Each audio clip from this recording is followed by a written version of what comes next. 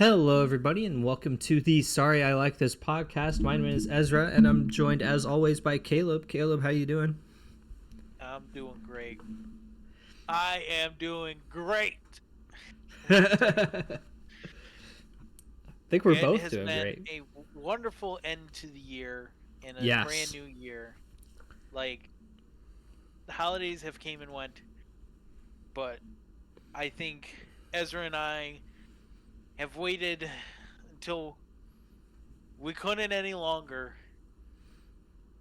I am so excited to talk about the stuff that we got to talk about today because, Oh, yeah. I think there was like some impracticalities to it, quite a few impracticalities to it, of why we couldn't do this episode prior to year end. But Yeah. I think we could, like, if we had a way to do it, I think Yeah. we absolutely would have because, Yeah. um, yeah, we'll talk about it more. But we got an exciting lineup today. Very Yeah. excited about it. Oh, yeah. We have, this is probably, it's not a very big lineup, but it's probably one of the best lineups we've had in a while. Probably since we talked about oh shoot, am I gonna say Final Fantasy right now? No, what was the episode where we talked about Dragon Ball? Because I feel like that was a really good one too. Like that had a really solid lineup. Trying to look. I'm like looking in The catalog. history. Oh, it was yeah, that was like post TGS. Yes, I feel like that also had a really solid Yeah. lineup. Because that one had Keanu, the reveal of Keanu in Shadow Yeah. Generations, Daredevil and Claire Obscure, Yeah. Bella Relate and Nier Automata, and yeah, Yes. and then the book club, which what did we do on that one? We just labeled it book club. Is that mine or yours? I think that was yours. Or no, Wait. that might have been the bracket. Actually, That might have been the bracket. Yeah. Yeah, Yeah. you know what? Yeah, I think it might have been the bracket cuz it's been long enough at this point that it makes sense. Cuz we had to skip a little while. Yeah. Anyways, we've got a really solid lineup for you tonight. This is kind of our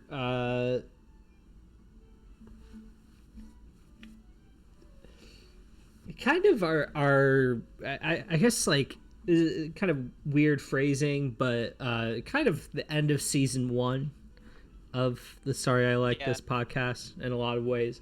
Kind of because we started late 2023, and because I think let me see if I can pull this up without scream up the audio here.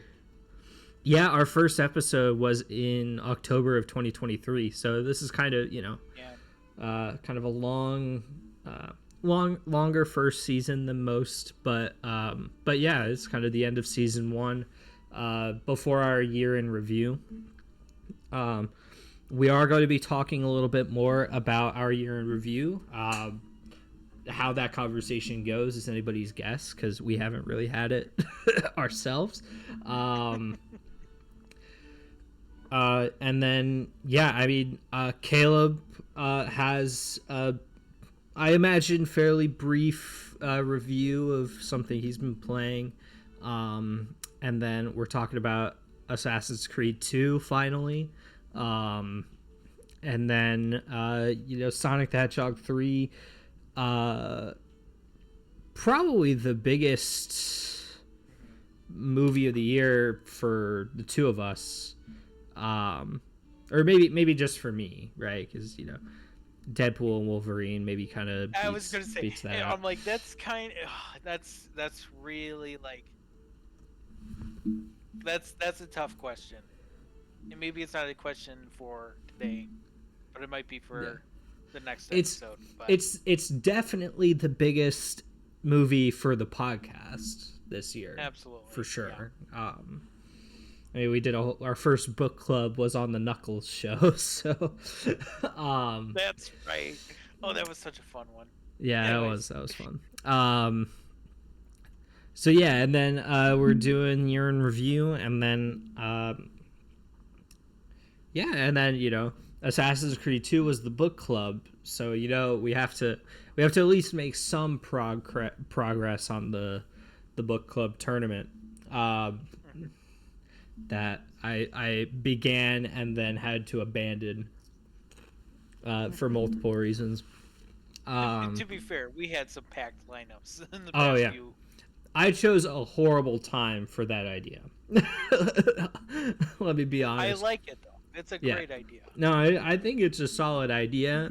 But I think it was just like I did it like in October, right before literally everything happens. So it's just like next time maybe we'll do it in May. So yeah, that's kind of our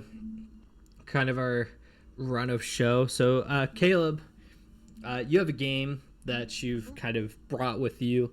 Again, probably more of a short and sweet kind of review, but I am curious about your thoughts on Mario Party Jamboree. Before I dive into it real quick, because this is kind of harkening back to the bachelor party that you that you were with me on. We played Mario Party.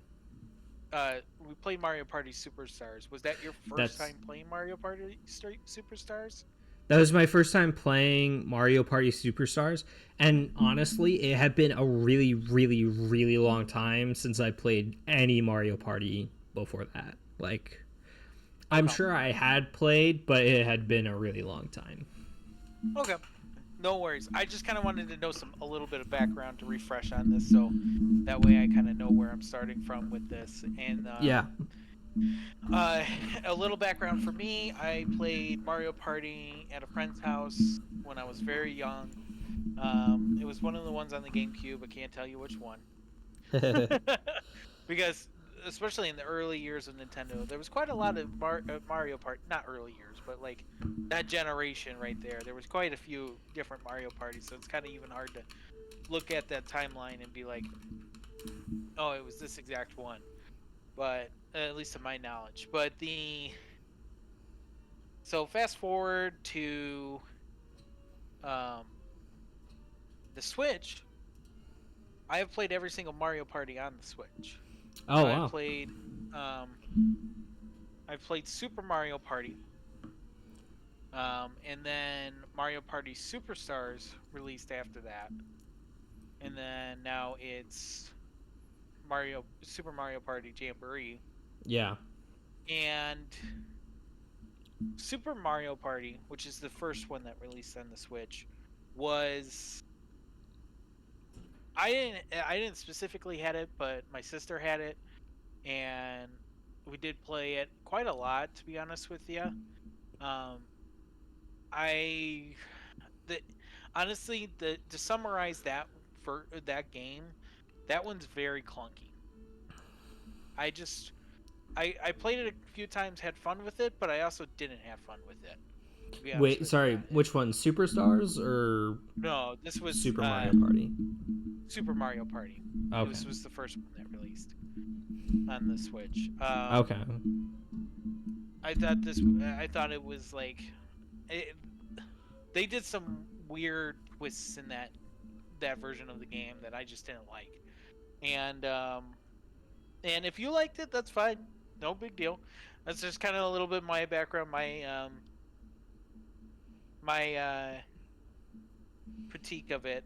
But then you get to Mario Party Superstars, And this to me, I mean, I don't know if you know this, Ezra, if you, um, but that one is a compilation of Oh, right. like the Yeah. past.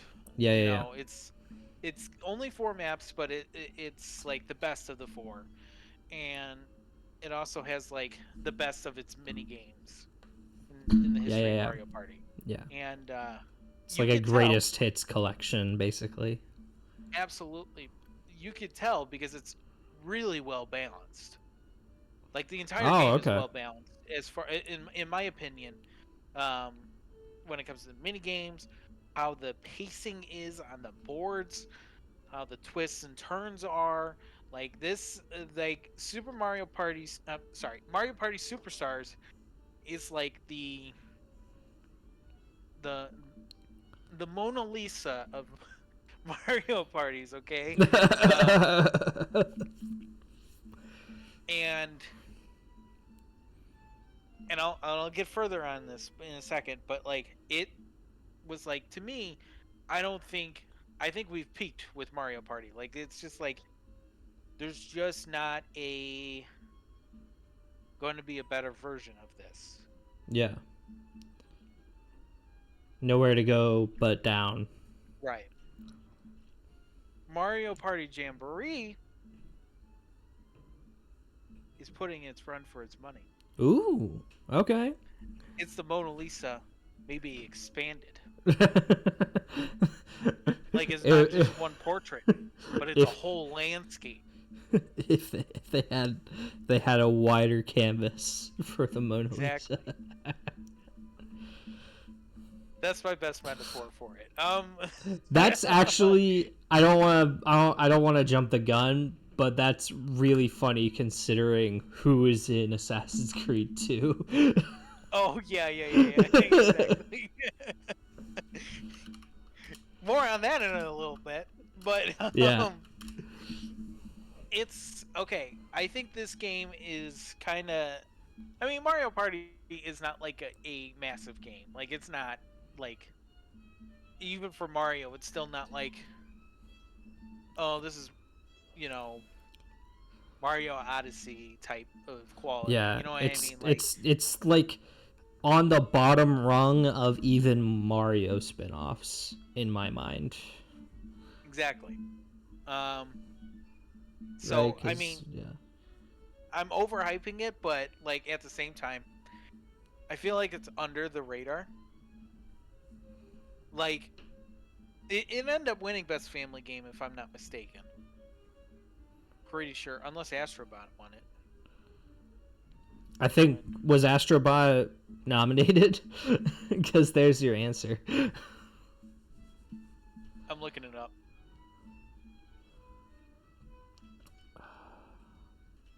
Astrobot won. Yep. No. Yeah, it did. Astrobot won. I Okay, guess yeah, if that you makes sense. yeah. Yeah. Um, but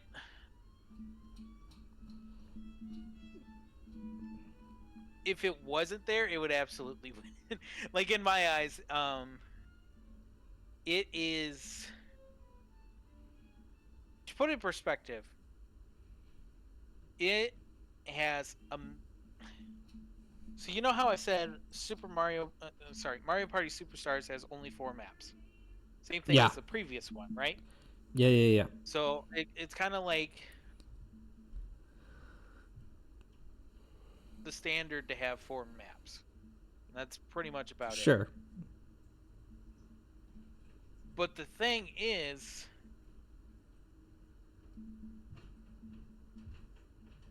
this has it starts off with 4 maps, but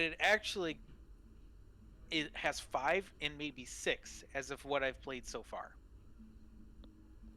So like there's a little bit Oh, of a wow. progression system. Yeah. So like you have to like play the maps a few times in order to unlock another map. So Okay. from what I can tell of what like this island, because they have this also separated into islands. There's the classic Mario Party mode, which the Yeah, five yeah, yeah. maps are on. And then there's this little mounted corner in the top right corner that just looks like empty space. So I'm telling you, it's another map. So I can't confirm it, but I don't want to look it up. Just I wouldn't like to not. I would like to get surprised on that, just Yeah. like I was surprised on the fifth one, just magically appearing. Mm-hmm. That was pretty cool. That is cool. But there's also an online mode for Super Mario Party that goes way beyond 8 players, I believe. Yeah. It's pretty, or it is 8 players.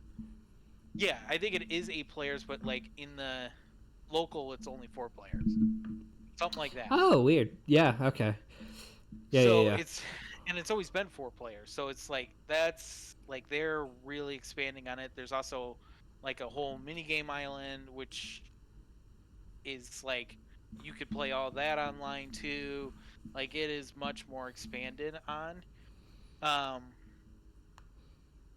so it's like it's expansive. I mean, me saying that Yeah. it's the Mona Lisa expanded, that's not an understatement as far as that Wow. goes. And it is mostly well balanced. There's like 2 maps that are kind of like weirdly paced. One big one being the volcano map. Oh, okay. Um, because they have like this twist that every 2 turns, um, like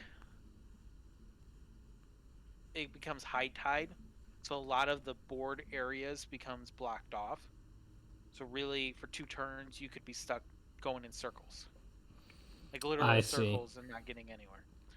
That's a little weird. I think they were trying to take on the twist of like the spooky map in whichever Mario Party it was, but it was in Super Mario Party. I'm sorry, Mario Party Superstars.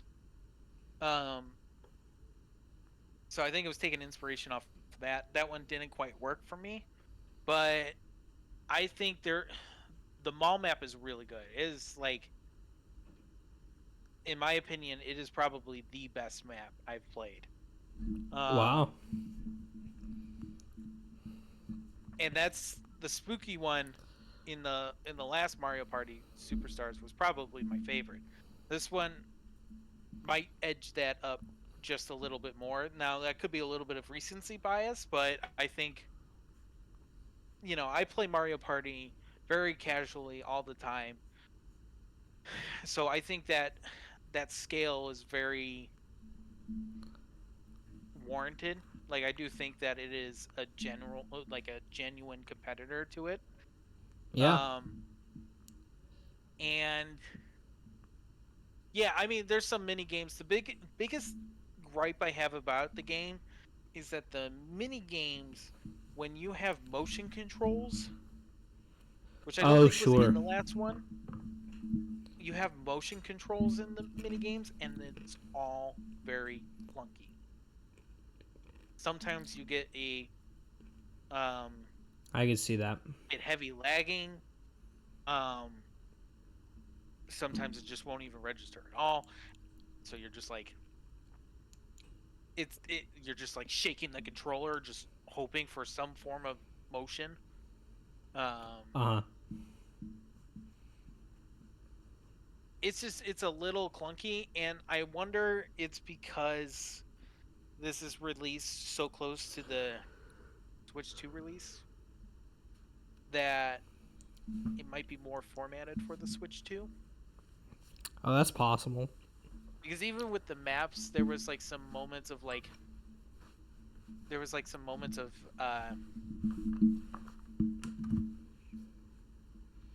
adjustments they made that I was like, man, this is really advanced. I wonder if this was for the Switch 2 almost. So it's kind of like, I don't know, maybe they just needed a holiday release of something for Mario.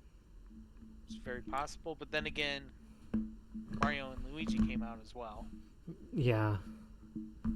So I don't know. I don't know. I'm kind of just like speaking out loud and trying to figure that out. But overall, I give it a 9.5 out of 10. Wow, that's a really good score for Mario Party, especially. Granted, this is on the same scale as college football. Like, it's not like Sure. I'm not going into plot. I'm not going into you know what I mean? Yeah. Like my 10 out of 10 scale versus the 10 out of 10 scale of like a genuine story based game is way different. You know what I mean? Yeah. No, I definitely hear that. Like the fun casual party games, Yeah. like college football and Mario Party are on a way different scale. Yes. No, totally. Totally. But I don't know. Do you, with you hearing all that, what's kind of your thoughts on it? Yeah, I mean, I think I think it's really interesting to hear that like it's definitely like the best, especially like brand new Mario Party. I'm really interested to hear how it ends up selling because it's the third Mario Party to release, and Super Mario Party sold 20 million copies, where Superstars sold like 12, which 12 million copies is nothing to sneeze at, but that's a downwards trajectory. So I am curious about how it sells. But I think part of the problem was Mario Party Superstars was if I remember correctly, it was really shadow dropped almost. Oh, that's right. Yeah, really, it like they announced it. Yeah. Right, and unfortunately, I feel like some people might have been like, "Oh, it's all old maps, all mini games." Yeah. Maybe I can skip this one. I've already played them. I have this one. Yeah. Which is, fair. But well, and it's like the other thing too is like if you already own a Mario Party game, what's the incentive to go buy the new Mario Party? And that's also very true.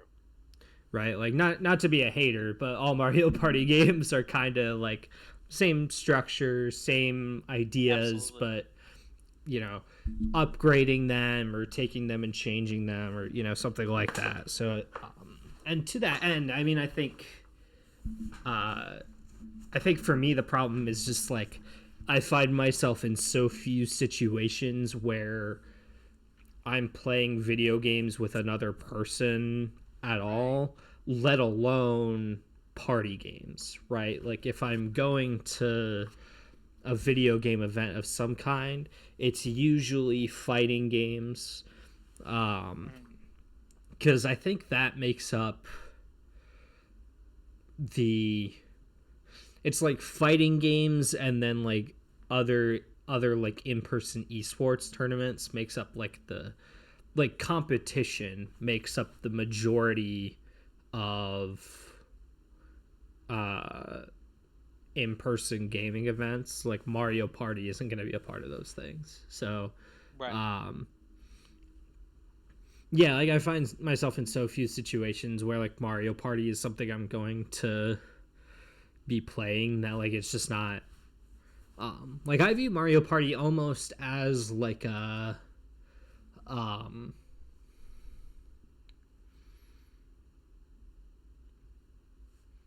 not even, this is gonna sound reductive, but not even necessarily like the way I view even like sports games. Like I feel like Mario Party is a little bit different in that it's like it's kind of just like it's a board game but with Mario characters, and it's a video game, right? Like I think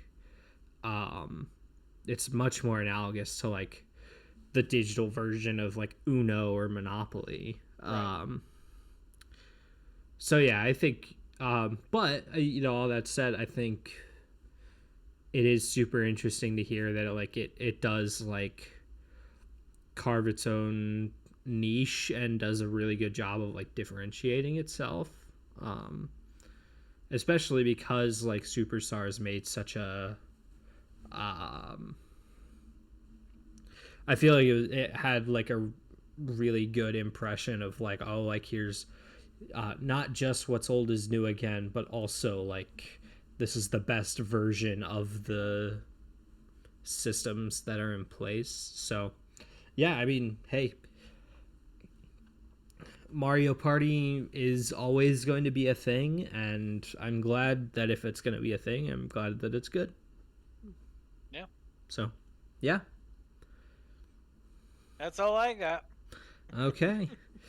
Well, I think, speaking of the Mona Lisa, um, See, you didn't think how we could segue between Mario Party and Assassin's Creed 2, did you?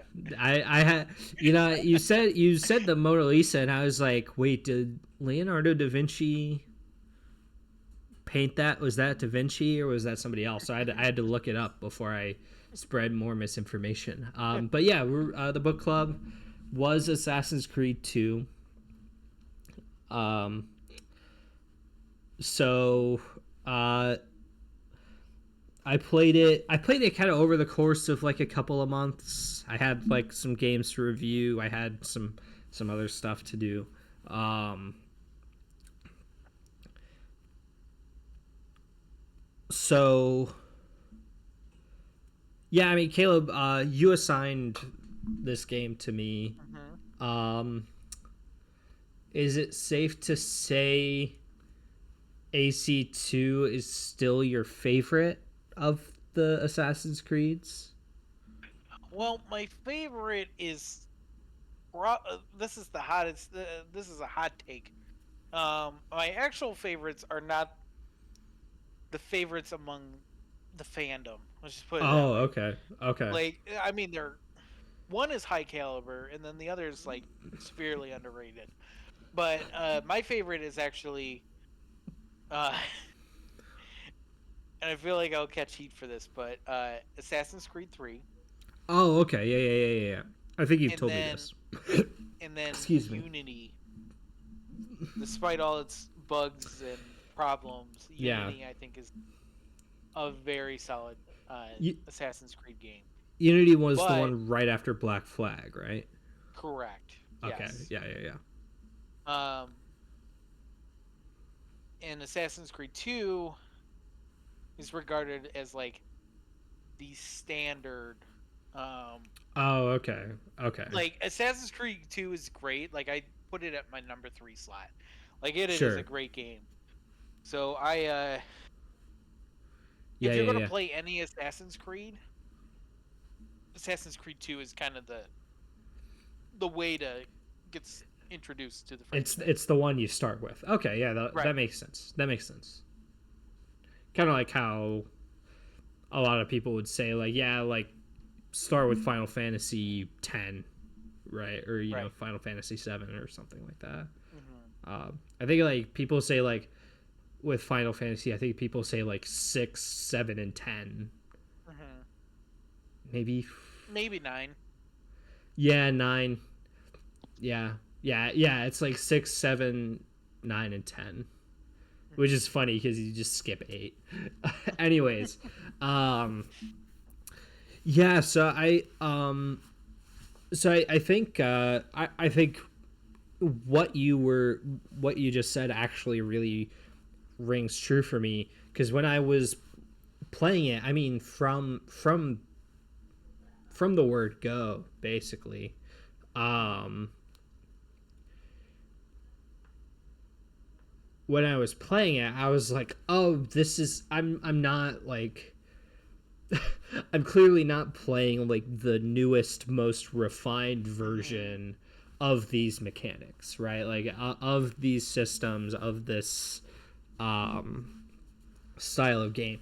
But what I am playing is what caught on and what would go on to like be more and more refined over time. Um and I think that was kind of, and I was also like I had to kind of force myself to be like this is like the original Ubisoft Yeah. title, right? Like this and Absolutely. AC1 are the original like PS3 open world Well, stuff. AC1 is like the pilot episode. AC1 is so Yeah. bare bones that like even on a casual playthrough, I don't even think you break 10 hours. Oh wow. Like it's very bare bones, but it's like, okay, I can see where we can go with this, where this game can like really like expand, and you see that with Assassin's Creed 2. But yeah, go ahead, sorry. No, yeah, I one, and I think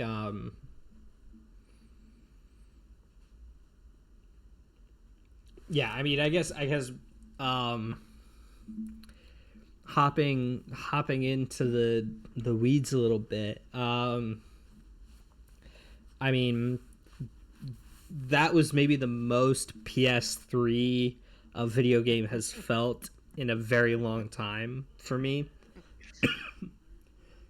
And that's not a negative necessarily. Graphically, I think it's a bit of a negative because the facial animations are definitely something.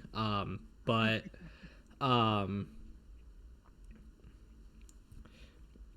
yeah, I think very PS3, very early PS3 too. Like, yeah, because the PS3 is what gave us like The Last of Us. So like, you know, you can't hate on it too much.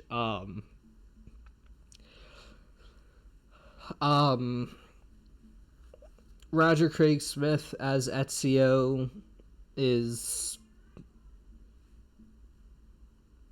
amazing. I don't. There's no other way to put it. Like that character is so well realized. And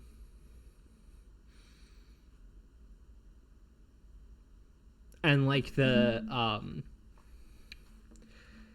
it's so weird. I feel like I have such like disparate thoughts about this game where I'm like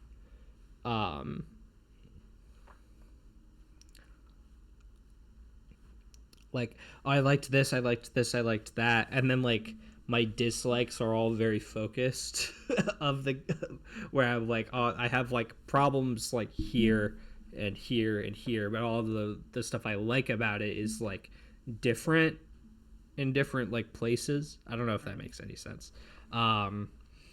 But yeah, I mean, every time you would assassinate the target, and he would say like requiesce tu pace, or however you're supposed to say it.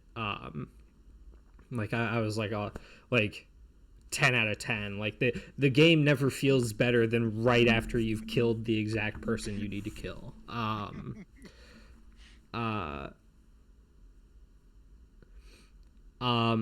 I was also, you know, going back to it being very PS3, I was also actually like genuinely kind of impressed by the size of some of like the areas. Because I was like, I think at first I kind of thought like, oh, this is a PS2 game, like because I didn't remember the timeline of Assassin's Creed. I didn't remember like exactly where it started, so I was like, oh, it's AC to a PS2 game. But no, it's a 09 PS3 game. So I was like genuinely shocked. I was like, oh, like when you go to I think it's Tuscany. And you're on your horse, and it's just this giant field. And I was like, oh, that's genuinely like impressive stuff. For the PS3, like it's big, but it's not like empty either. They're very dense areas.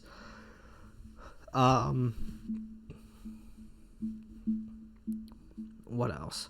I think basically everything in Venice was like 9 out of 10 territory for me.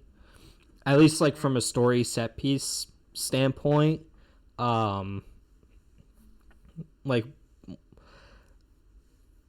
and then you know, in once you get to Rome, right, like that that stuff is all pretty great too. Before that, it feels a little hit or miss, just because I think it's just like getting its bearings a bit. But once you get to Venice, it's like Ezio's a seasoned assassin at this point, and you're kind of just doing what you got to do.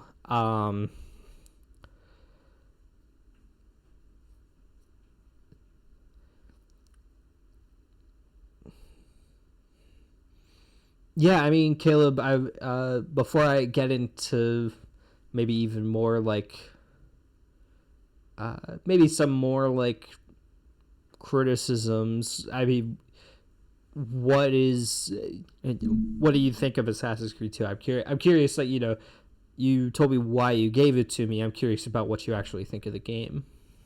So I think Assassin's Creed 2, as far as story wise, is a great like. It's a perfect beginning, middle, and end. Like you don't Yeah. have to have prior knowledge of any other previous title. I mean, you have the first one, but again, it's so bare bones that it's just such a concept of a game that it doesn't really Yeah. get into any kind of story. Mm-hmm. Aside from maybe the present day storyline, but that even then that was like an ending portion of that game, like in Yeah. AC1, that it's like it doesn't even like you could start with AC2 and honestly not even need to play the first one. Um, it's worth playing, but it's like it is definitely, especially now, not a Yeah. starter Assassin's Creed game. Like it is like I believe it. you would find yourself it would be very repetitive. But I think like Ezio is such a likable character Oh yeah. that like he's, as far as Assassin's Creed stories, like just from an like an origin, because it's like an origin, like the entire, at least the first half of the game is really focused on like setting up what it means to be an assassin, like to really get that, Yeah.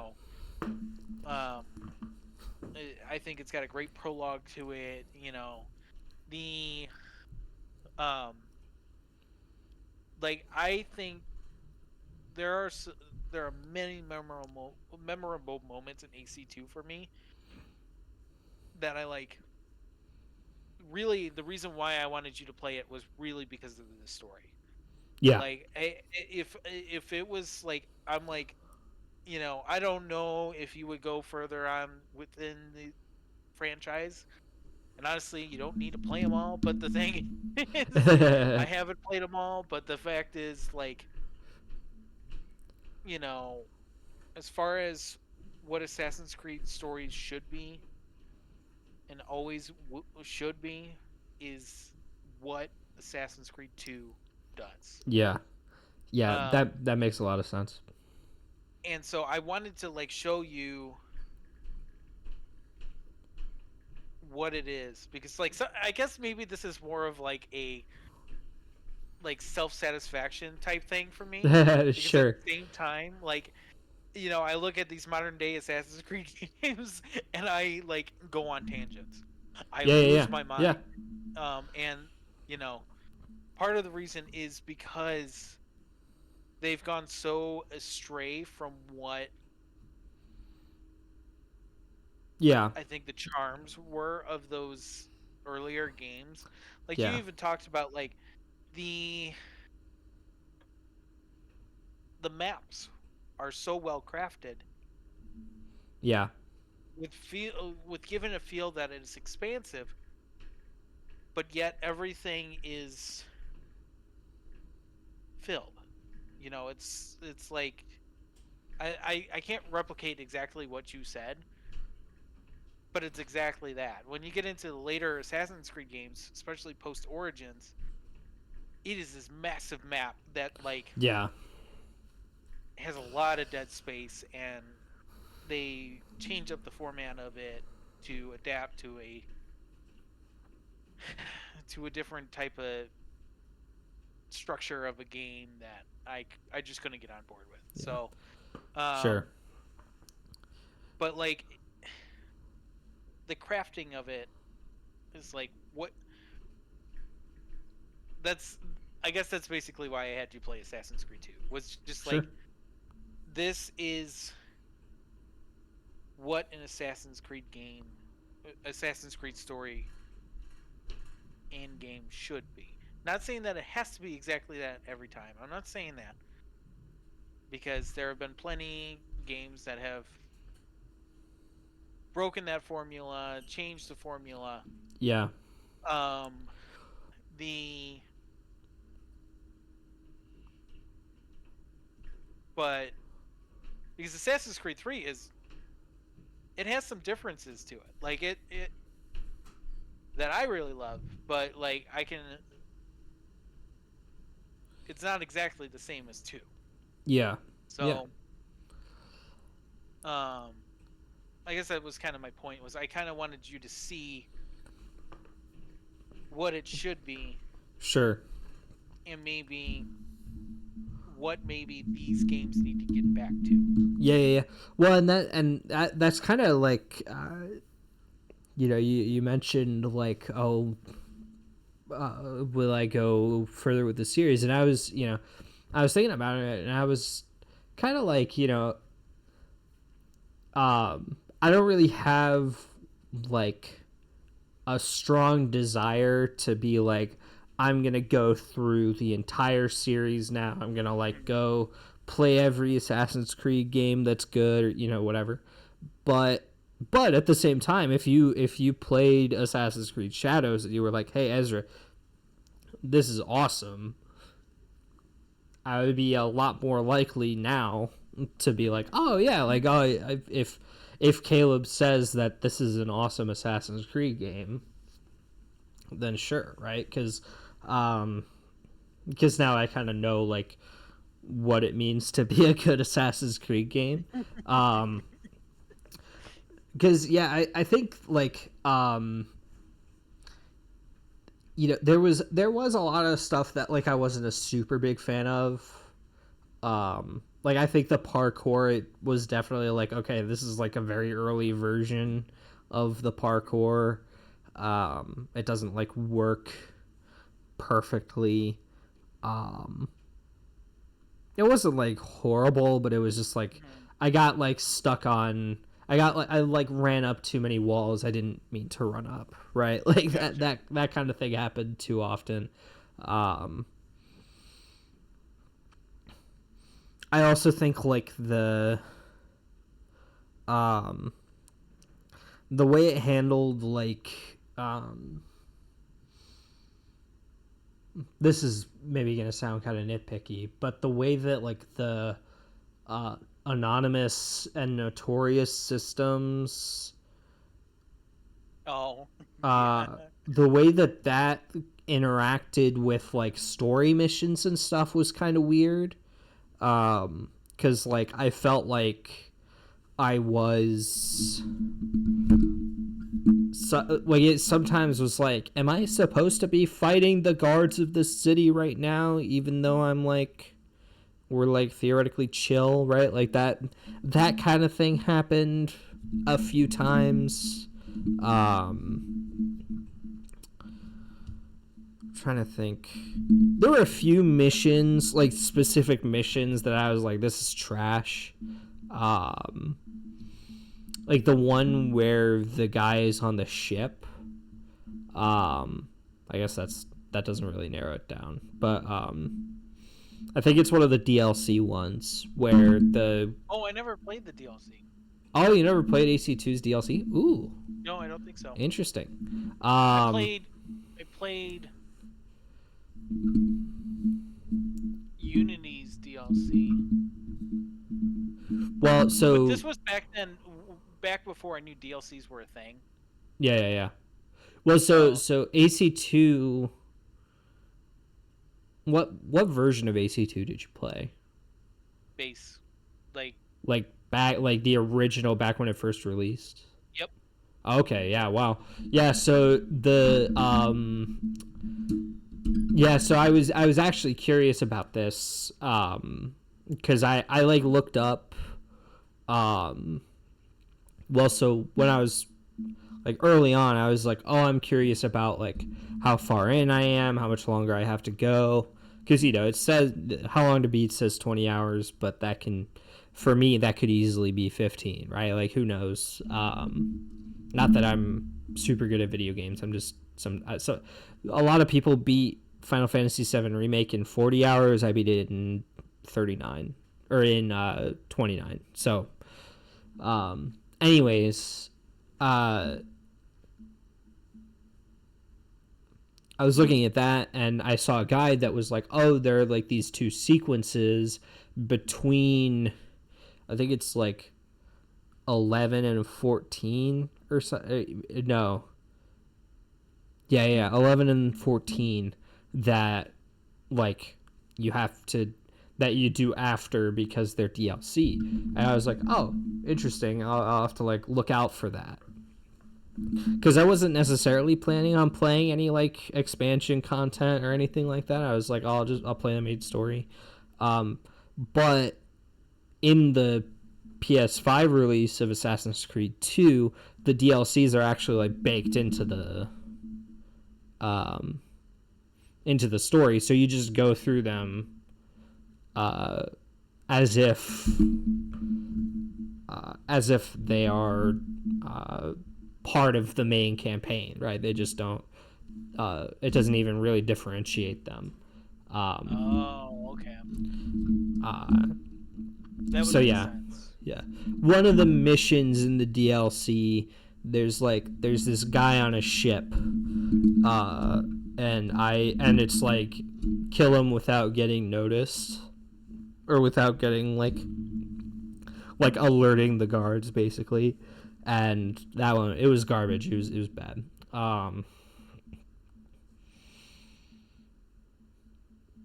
Yeah, and that section to the DLC portion wasn't particularly good either.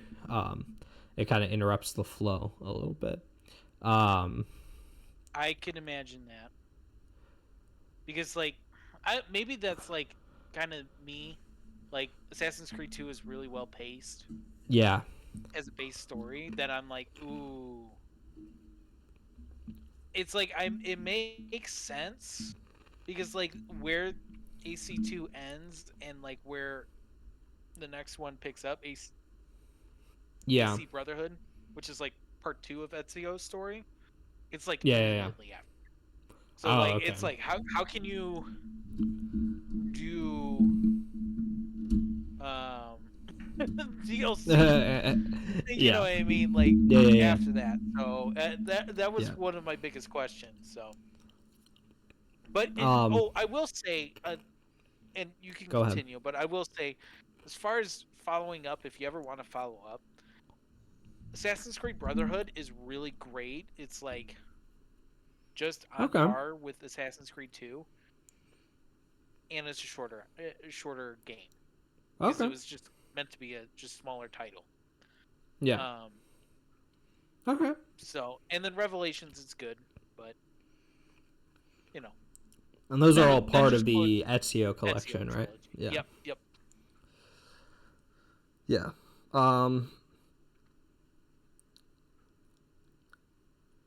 What else? What else about the game? Oh, I mentioned the parkour system, not like my favorite thing ever, but the moments where the story goes into like race mode and you're like chasing down these guys on rooftops, so fun. The music is awesome. Just everything about it is great. I really do like 100% believe this. Like, no other Assassin's Creed game has come close to that. Yeah. Like, they have great like chase sequences to them, but there's something about how well it just like is a symphony of just really well done chasing missions. Yeah. I think part of it, to me, having not played another Assassin's Creed game, I think part of it is just like Ezio, the swashbuckler, a little bit, right? Like, not he's not a pirate, but like but I think that like the spirit of like of just like this guy who likes running around. Because to me, that's that's the character of Ezio. He's just kind of this guy who runs around, has family that he cares about, and like his purpose is kind of given to him. It's not something he really chooses. So I think like it really captures that quite nicely. Also, I think like the like European like 15th century European instrumentation does a really good job with that too.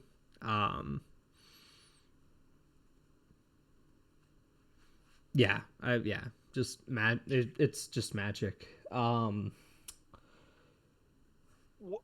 So I'm gonna ask you this, and this might be one of the weirdest video game questions I think I've ever asked. But what did you think of the costume design? Like throughout. Yeah, I mean, I think I've said this before. Assassins, in Assassin's Creed, right? They put on the hood, they put on the clothes, and they just look like the coolest people ever. So yeah, Ezio looks awesome.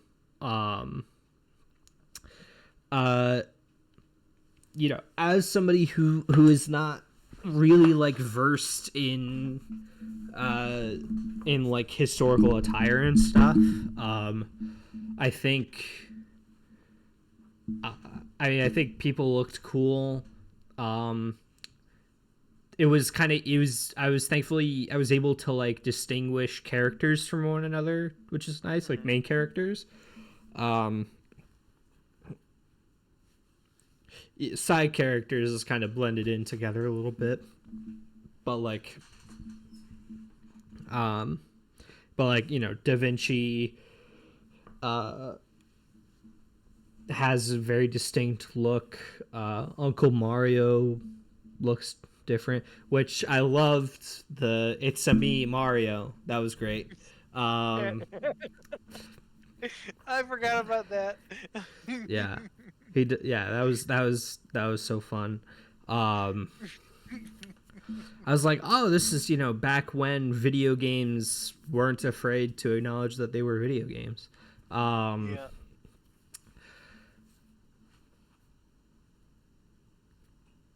Like I guess to me, like as far as the costume designs, like I'm like looking at screenshots right now. And I'm just like, man, it's just so, it's such a dark and gloomy type game. Yeah. Like these costumes and like the way they're just all colorful. Yeah, maybe the NPCs can blend together a little bit, but like they're really they're NPCs. Well crafted. Yeah, they're NPCs, You're gonna have doubles. Yeah. But like, they're just one I would actually say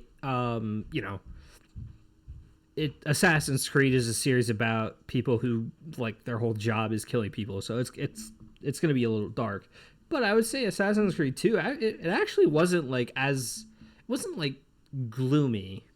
Yeah, like it definitely was like it had a little bit more maybe like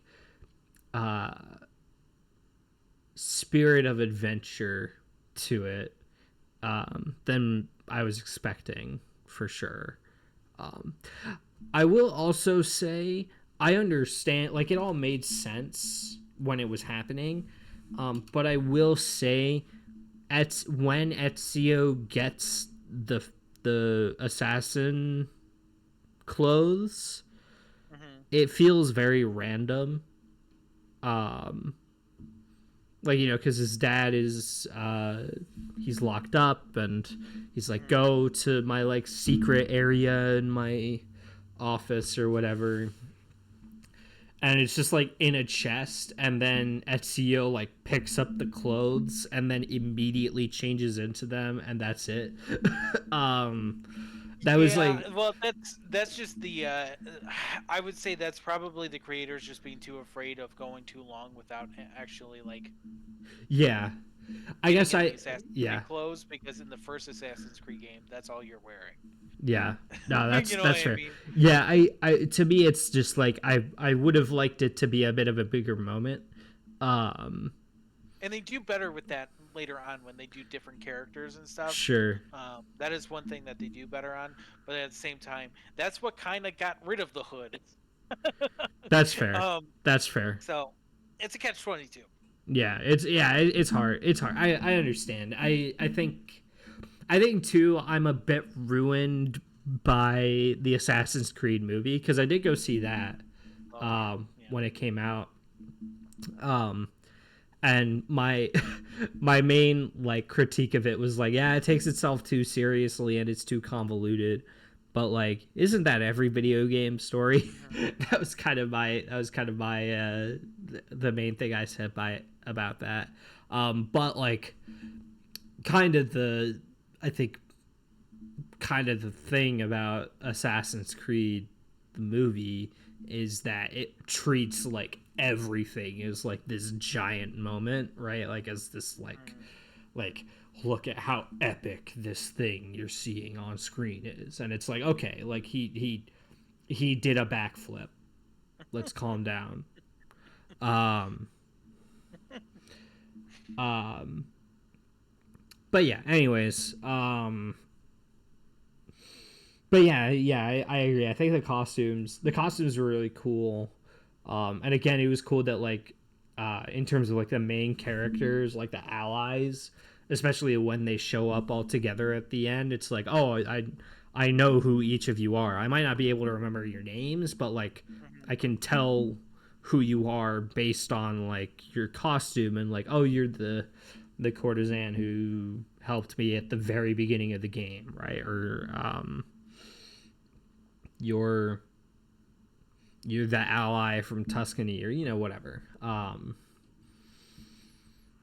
Yeah, and then the scene right after that where they're in the tower, and they're like, they do the assassin's oath, right? Like, Mm-hmm. we walk in the darkness to serve the light, we are assassins.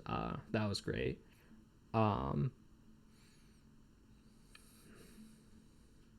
Also, jumping off buildings into haystacks, very funny.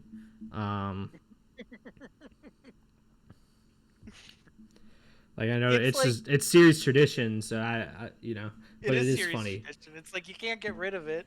Yeah, I think they might have didn't get rid of it, but like I can't yeah. confirm that. At the same time, like, bring it back. I don't care how impractical it is. It is a staple of this game. Yeah, no, yeah. It's like the question blocks from Mario, right? Like, Right. you have to have it.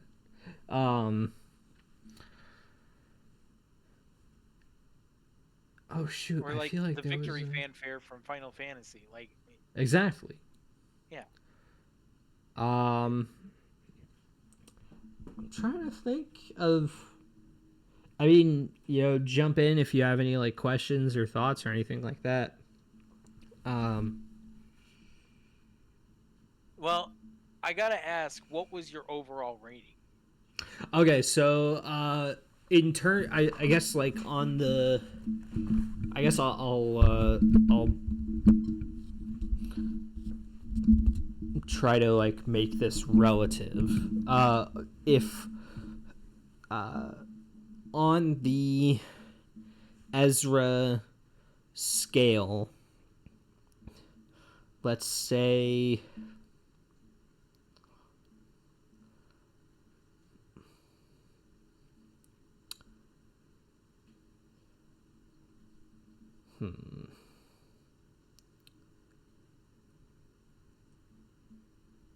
trying to like think of an analogous game in terms of like how I felt about it.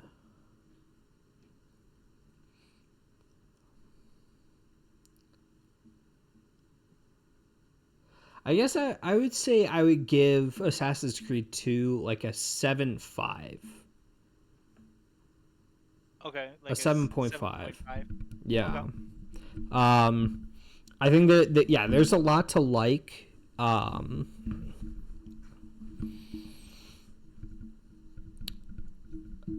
There's a lot to like. I think that, and especially like if you go in as like this is the like this is an early example of something that would go on to be very ubiquitous.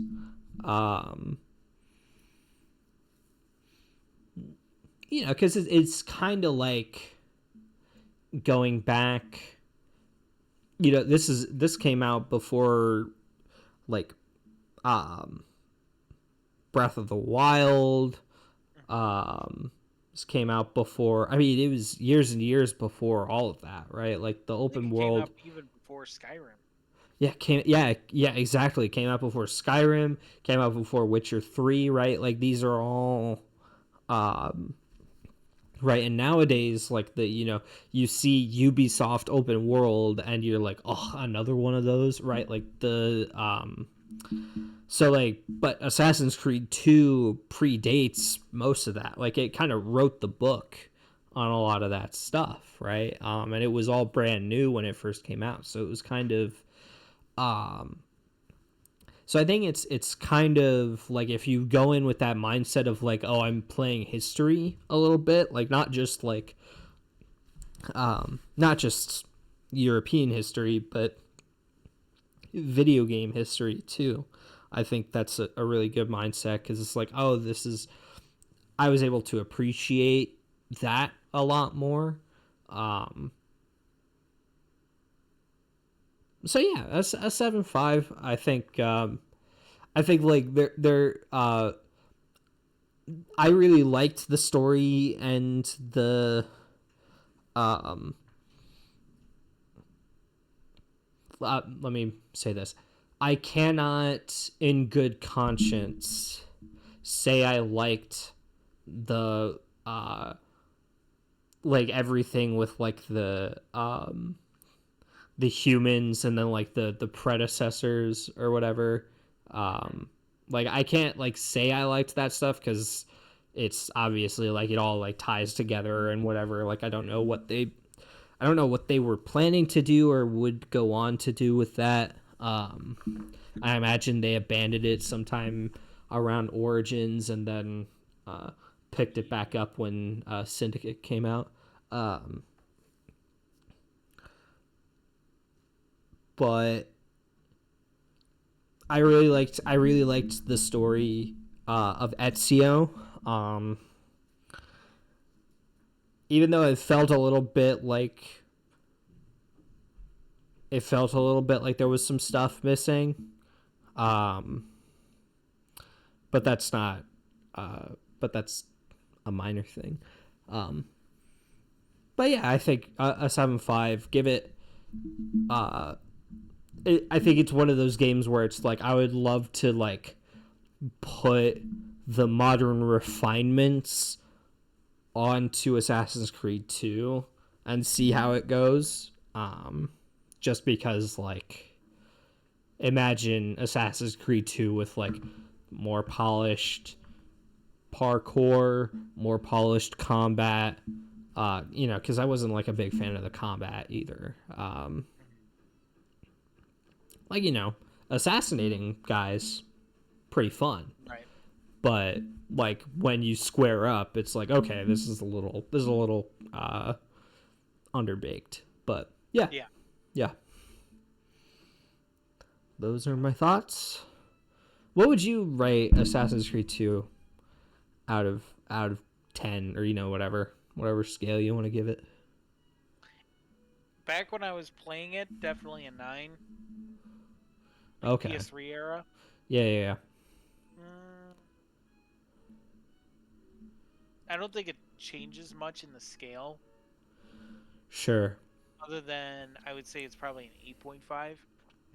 Okay. Again, for me, there's a lot of nostalgia to it now. Yeah. Mechanic wise, yes, I know like a lot of this is clunky, But there's like, to me, a little bit of like, because it's so clunky and I've played it so much, there's fluidity to it. I don't know if that Okay. makes any sense. Yeah, I think that makes But sense. like when you mentioned the combat, like, you know, I'm like thinking to myself, oh yeah, it's absolutely awful. But at the same time, I could like I get used to it so like I know it so much that like I can picture how to do the fight without even like playing it right now. Yeah. Yeah. Like it's simple, but it's fun. Yeah. And so like despite its flaws, the flaws don't, and it's been a while since I played it. I'd say it's been a good 5 years since I played it. Okay. Um but even then when I played it last, I was like, this is still holding up. To me, this is like one of those Nice. games that will maybe another generation, but like it is still going to hold up to this day. Like I don't know how much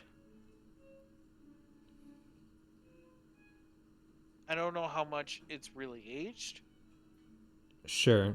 but because I haven't played it in 5 years, but like to me, the last time I played, it's peak. It is peak Assassin's Creed. Anything between 2, Revelations was okay. So I guess Assassin's Creed 2, Brotherhood, then you got Revelations, which is just slightly lower on the scale. Then you got Assassin's Creed 3, and then Assassin's Creed 4, which I didn't really like too much, mind Yeah, you. you're a 4 hater.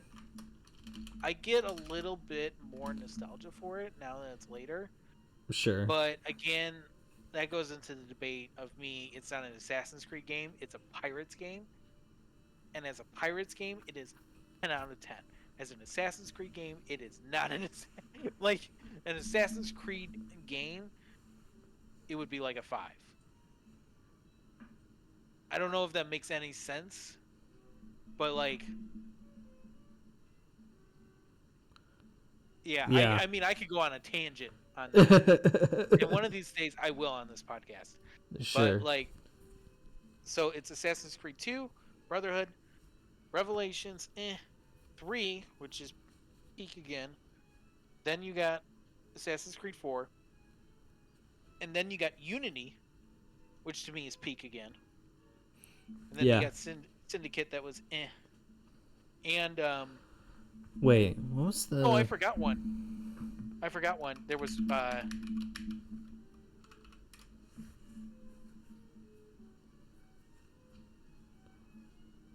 it's like a sequel to 3. Not really. No, it's a prequel to 3. God, was it? It starts with an R. It's not Revelations. Rogue. That's right. Rogue? It That's right. it it's a prequel to 3, Yeah, yeah, and yeah. then yet it sets up Unity at the same time. It's really Okay. weird. Then it's Unity, and then it's Syndicate, and then Origins. Yes. And And then Syndicate was Valhalla, like, and then Odyssey, Valhalla. right. And Syndicate was like the last one of like the classic Assassin's Creed games before they really switched up the formula. Yeah. And it's weaker, and it's kind of like you could see why they did the course correction. And critically, Unity was the same way, weak. You know what I mean? So they were like in Yeah. a, a downward turn since Black Flag. So like I understand why they did it, because they're like, okay, let's make Origins like what worked with 4, and that's how we'll do Yeah. it. And that's where, again, that's where I fell off. But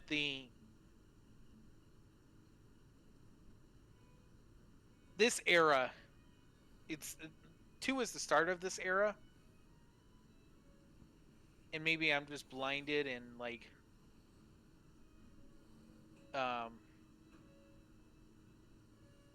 guess incompetent to move past it, but like ignorant, Sure. you know what I mean?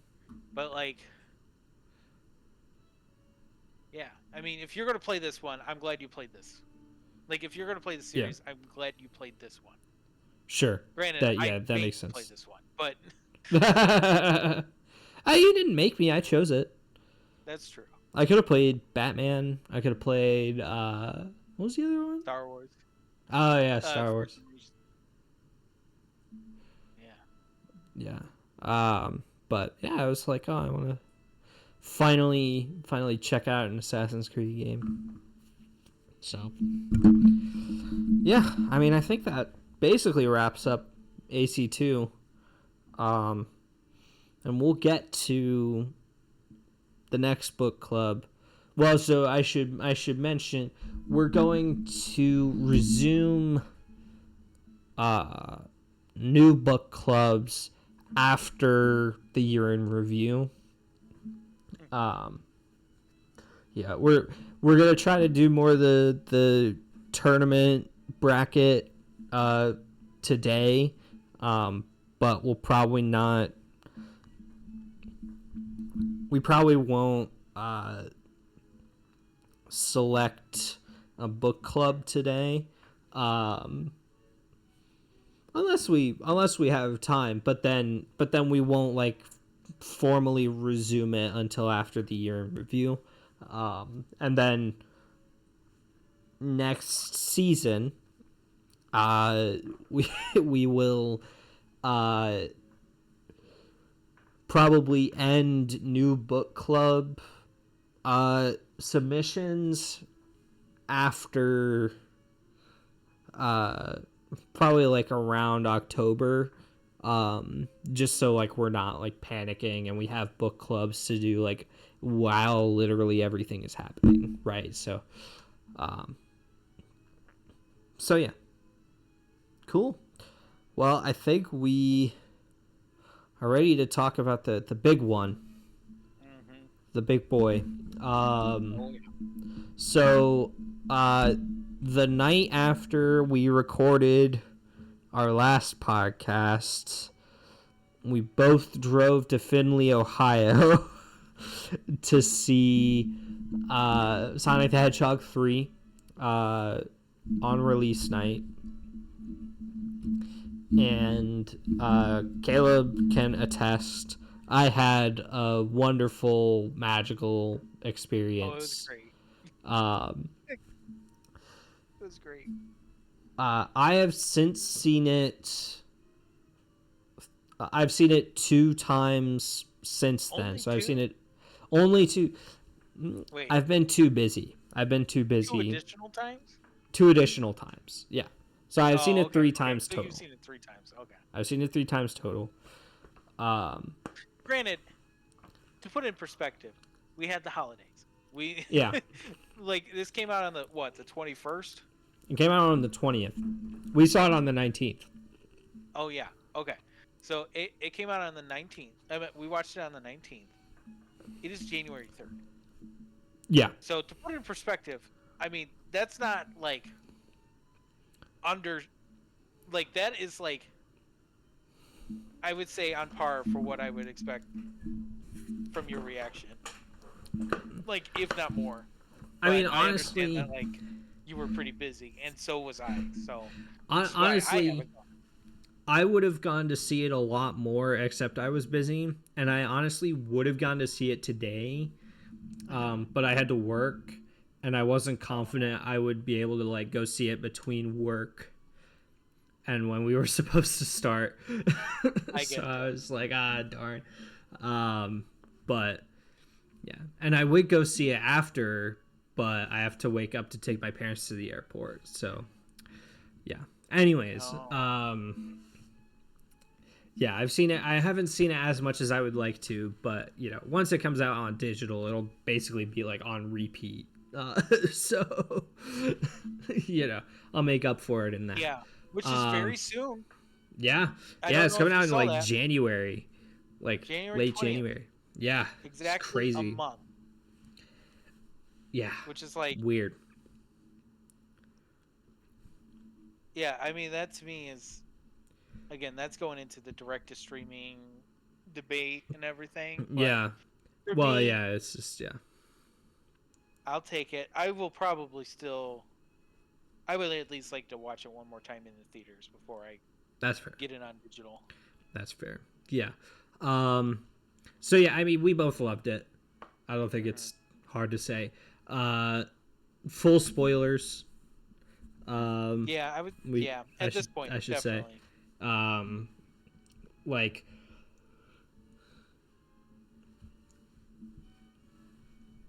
yeah, there's, I would say if I weren't to say anything, if I weren't to spoil it and give my review, I'd just say go see the movie.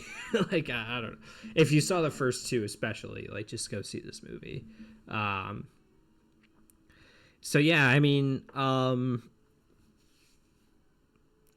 so yeah, Shadow, Akira sliding up Tokyo Tower, and then jumping off and punching Sonic so hard they both like turn off the lights in Tokyo. That was pretty rad. Oh yeah. Uh, that might be the coolest thing I have ever seen in my entire life. Um, and that was the first set piece of the movie, basically. Yeah. Not really.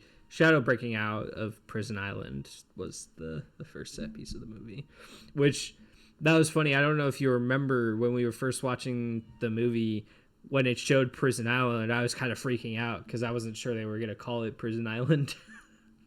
I don't think I noticed that, but Yeah, I like I freaked don't out. think I noticed your reaction on that one. Yeah, I freaked out a little bit just because I was like, oh, like are they going to call it Prison Island or are they going to call it something else? Like I just didn't know, because that's where he gets sealed in the original game is Prison Island. Gotcha.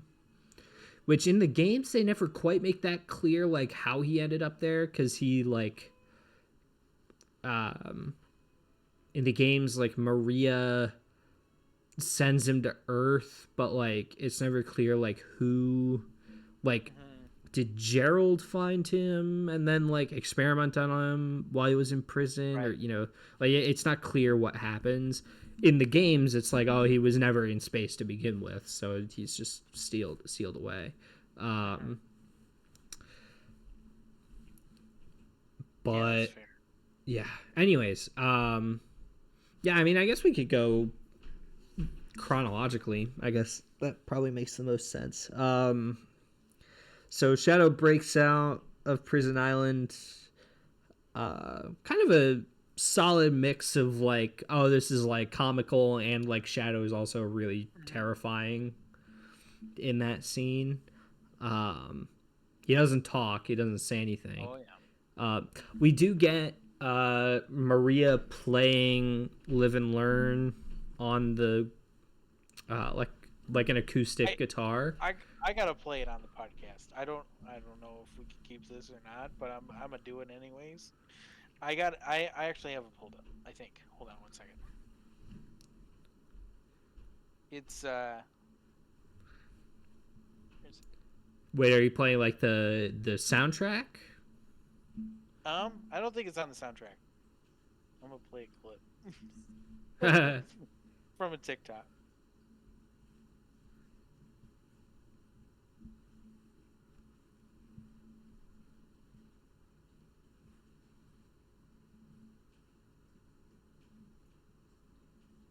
I don't know if you could hear that. I could not hear Oh, darn it. Okay. Let me try one more time. If not, we'll move on from this. that. But I'm trying to make a point here with this.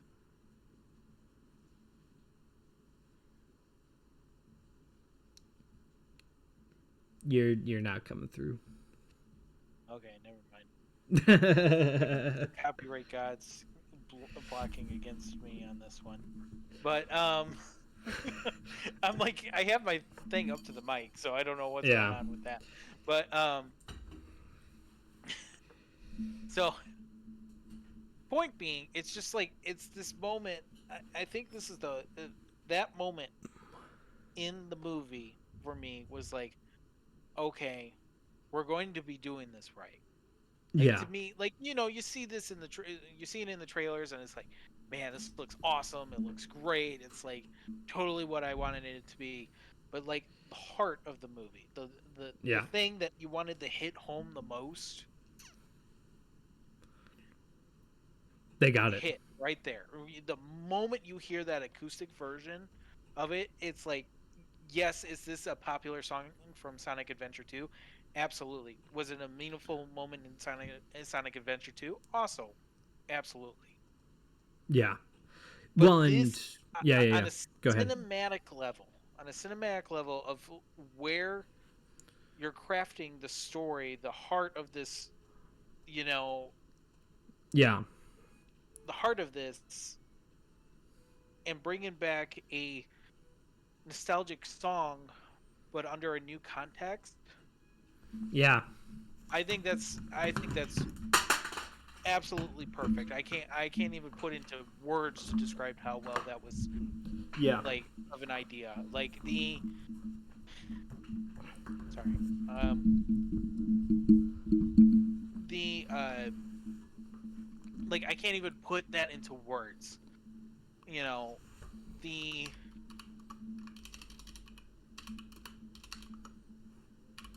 like, it's not only telling, like, the fans that, like, yeah, we're going to really do a faithful adaptation, but it's also telling, like, your general audience that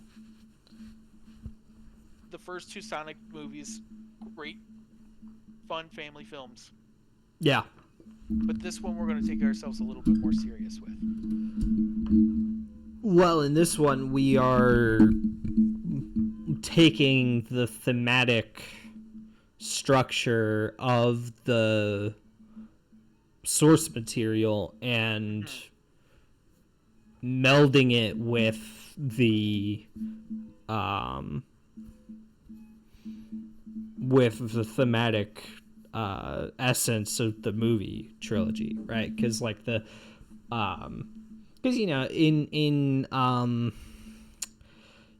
live and learn is the leitmotif of Adventure 2, right? Like the from the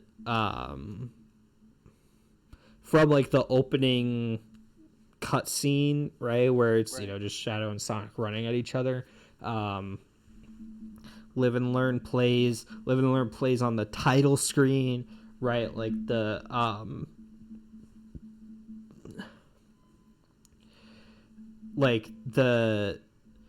whole point of Sonic Adventure 2 is live and learn, right? Like the whole point Right. of the game is uh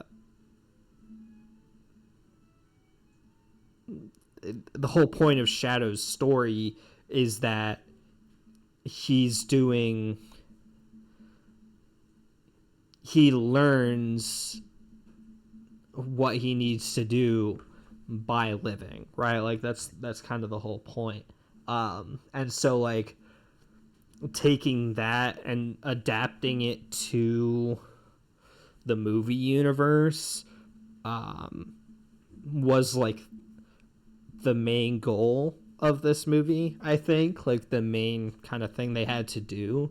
And I mean, like you said, right, that moment where you hear Maria in Shadow's memories playing Live and Learn on the guitar, it's like, oh, we're doing this. We've really, it's a really solid narrative moment, but it's also like, oh, we've captured the essence of what this story is.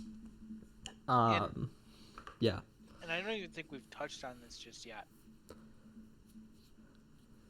As a visual standpoint, Oh yeah. every single shot is so well crafted in that moment. It's like Yeah. it's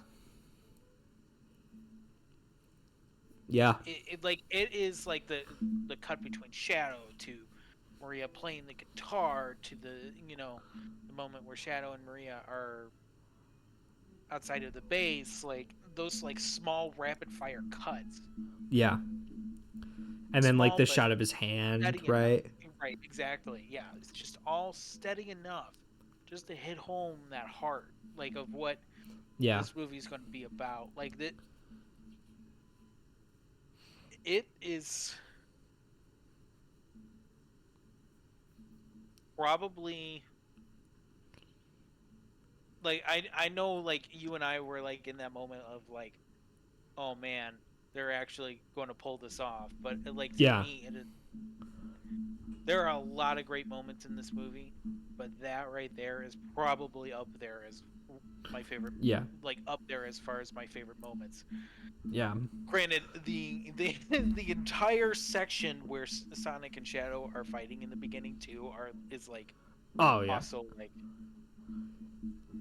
top moments, but Yeah. like Basically every time Sonic and Shadow are sharing a scene in this movie, it's a 10 out of 10 to me. absolutely Right? Like yeah. basically anytime those two are in any context, they're sharing a scene, it's like, okay, this is awesome.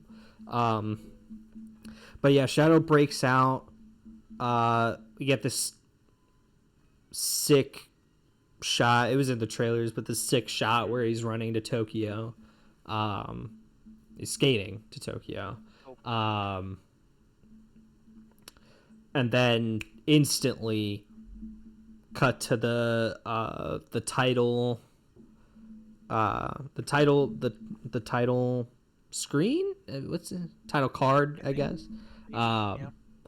And then Live and Learn plays there, like the dun dun dun dun. Yeah, yep. And then cut to a really fun scene where Sonic races Tails and Knuckles, and we get more of James Marsden and Tika Sumpter. I'm gonna say this early just so I can get it off my chest. I think it's really funny that the movies keep trying to play Tom and Maddie as these like really like average people, right? Like average looking, average lives, like all this stuff. Like that's James Marsden and Tika Sumpter, right? Like these aggressively beautiful people. You know what I mean? Like yeah.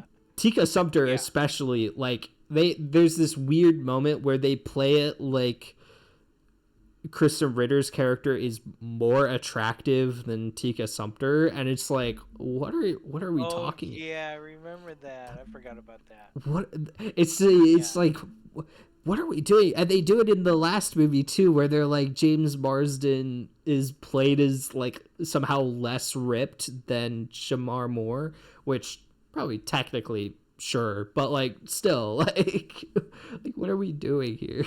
Anyways, it's like a fun race scene. They get and then it's revealed like, oh, Tails and Knuckles have tricked Sonic.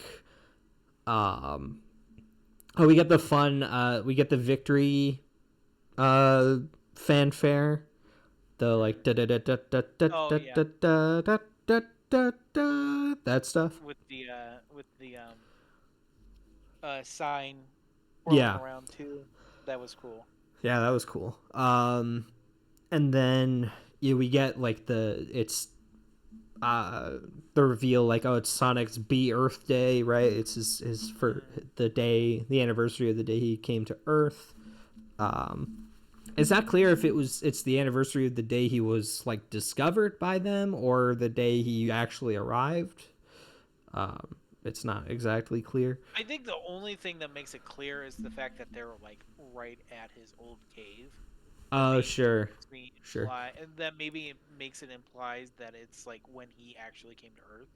Yes. But even then. Yeah, but well, like James Marsden Tom doesn't say like, "Oh yeah, we planned it like this." Like, no, he seems like also surprised that it's his cave. So I don't know. I also don't think he was ever in the cave in the first movie. So yeah. Anyways, but yeah, Tom and Sonic go into the cave, and we get this great scene where it's like, oh, Sonic drew this thing of him and Longclaw, which I like that they haven't like abandoned that character exactly. Like, I think it would have been kind of easy for that character to just like stay in the first movie, but no, like she's had an influence on Sonic, even if she's not like a major player, right? Like it's clear that like she's had an influence on Sonic the whole time. And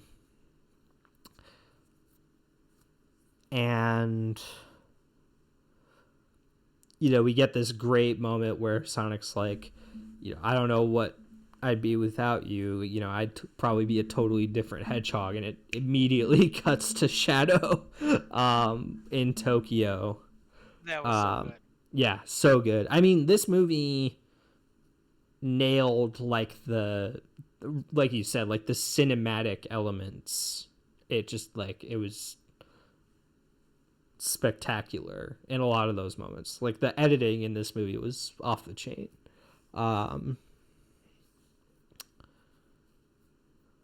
And then Shadow finds out in this moment, like, oh, I've been trapped for 50 years. This is the first we get of Keanu. And it's like, oh, already he's doing a great job. Yeah, I think so. I think that was the first lines he said. Yeah. And then it was definitely the moment where I was like, oh man, he's perfect. He's just absolutely perfect. He's so perfect. Yeah. Have you seen there's an old, like, before Keanu was cast, there's an old like animation montage of like Keanu quotes but with like Shadow animated over them. And I've always just been like, man, he's just perfect. So I think I've seen that before. Yeah, I think it wouldn't surprise me. Actually. I think it popped up on my feed and I watched a little bit of it. Yeah. So yeah, and they get this like gun pulls up on him, and it's like he's like, why won't you leave me alone? Very, I'm gonna say like reminiscent a little bit of Adventure 2, where they're like they do a lot. It's Sonic in Adventure 2, but they do a lot where like Shadow is like surrounded and they have like the spotlights on him. So like that was kind of cool. And then cut back to Sonic and the gang. We get this great moment where Knuckles says he's dishonored his marshmallow because he burnt it. Yeah, which, that was good. I forgot about that as well. Knuckles in this movie is friggin' awesome. So is Tails, but right, like Knuckles really steals the show in a lot of moments. Well, I think it also helps that and now that some time has passed, I'm like even more like, we talked about this after we saw the movie, but even now, like the character development that Knuckles goes through in his own show. Oh yeah. Like the stark contrast between 2 and if you went from 2 to 3. Yeah. Of Knuckles, like there's a huge character development of how he is, what he his type of humor is, like Yeah. But I guess I forgot where I was going with it. Other than is like, yeah, he when he has his moments in the movie, it's like borderline stealing the show Yeah. in an Oh yeah. already like massive like personality stacked cast. Yeah. Yeah. Yeah. I would say like Tails is the only character I would have liked more from. Yeah. But even that's you know, I want a Tails show more than anything else. Yeah. But anyways, we get introduced to Kristen Ritter's character, Commander Rockwell. And she's like, we need Team Sonic. Knuckles is like, who came up with that? And so they go off to Tokyo. And we get Caleb, I'm sure you remember this moment where Sonic says, talk about low budget flights, no food or movies, we're out of here. I think that was one of the craziest moments. I popped off. I know you were freaking out. Like, you were freaking out. Yeah. But I was freaking out because you like called it into existence the night prior when we were recording the podcast. Oh, did I say that? You did. I am telling you, run back that clip. You might have to do some editing magic. You literally said it, and it was like, but you were like, that's like the heart. You were like talking about Sonic Adventure 2, like saying like, you know, part of the charm and the heart of Sonic Adventure 2 was like just these throwaway lines, like, you know, Yeah. talk about low budget flights, and I'm like, I literally turned to you, and I was like in shock that you like called it into. I know it's a famous line, but at the same time, like, I didn't expect them to actually do it. Yeah, and, no, I had no idea they would actually do it. In almost word for word, and almost the exact type of way too. Like, it was just like you were freaking out, but I was freaking out for you being like this like Houdini predicting. Like, we made a bunch of predictions that night, and a lot of them came true, but like that was a prediction that I don't like. We weren't even talking about predictions yet. Yeah, no, I was just like really passionate about like that's the most Sonic has ever Sonic'd is in those like 30 seconds, right? Like that scene at the beginning. If you don't know, at the beginning of Sonic Adventure 2, the hero story of Sonic Adventure 2, Sonic is in a helicopter, and he says he's been captured by Gun, and he says, talk about low budget flights, no food or movies, I'm out of here. Jumps out the thing, grabs onto a wing, rips off a piece of the helicopter, and dives down, and then the stage starts. And it's like the most Sonic has ever, the most Sonic ever will Sonic, probably. And it's like, so yeah, like for them to echo back to it, you know, it's not exactly 1-to-1, but it is 1-to-2, kind of. Like, it's the only differences are Tails and Knuckles are there. Sonic is addressing an actual character in this scene, whereas like he's just kind of talking to anybody who will listen. And then he doesn't grab a makeshift snowboard or whatever, street board. I don't know what you would call it, because it doesn't have wheels. But yeah. Anyways, well, aside from like the live and learn like motifs from the beginning, like this was like the line of like, oh, we're really going to have fun with our fans in this movie. Like, they got it. Like, like this was the moment of like, oh man, they're doing this so early on. Like, they're like setting such a high bar for, and like we're talking like the first 15 minutes of this movie. Yeah, yeah, Like, you know what I exactly. mean? Like there was just Yeah, like so many like, man, what an opening. Oh, I just got to yeah. say, what an opening. So Sonic, Tails, and Knuckles dive down. Uh, Shadow throws a car at them. Knuckles hits them with the 1,000,000% muscle, which I love. Um, Shadow makes his entrance. Um, it's a similar framing to how it was in Adventure 2, because in Adventure 2, like Sonic beats this boss and Shadow like appears on top of it. Mm-hmm. Um, so like Shadow kind of does a similar thing where it's like, okay, it's he's on top of destroyed boss or like destroyed gun equipment. And we get like their first back and forth. I love I love the like Sonic being like, "Why do you look like me?" And then Shadow's like, "No, you look like me. Why do you look like me?" It's a similar like it's kind of like I found you faker ish. It's kind of like calling back to that because that's the other like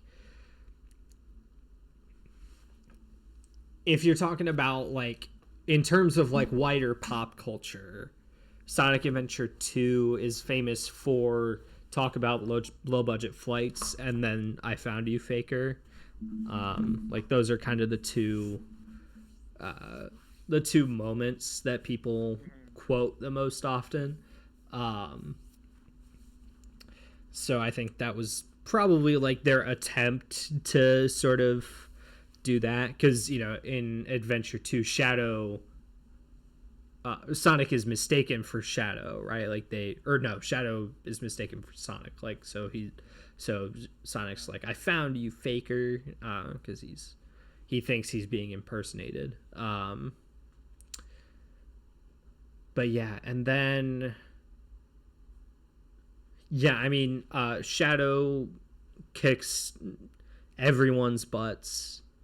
We get this great moment before that where Shadow's like you jumped out of a gun helicopter. Like I love that they're like very early on they're like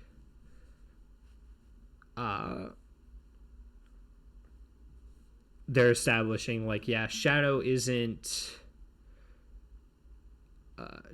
just really mad is like the he's just like as angry and like hurt. He's basically like a hurt puppy a hurt and scared puppy in the beginning of this movie. Because he doesn't even really have like a purpose aside from just like please get away from me. Like please stop talking to me.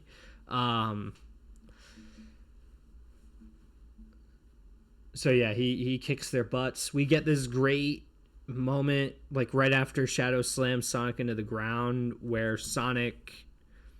they do the thing from the Shadow the Hedgehog opening where Sonic like falls in front of Shadow and yeah. That's the nostalgia moment for me. Like yeah. you know, it's like that is like iconic. Like the fact that like I wouldn't have never imagined them actually doing that.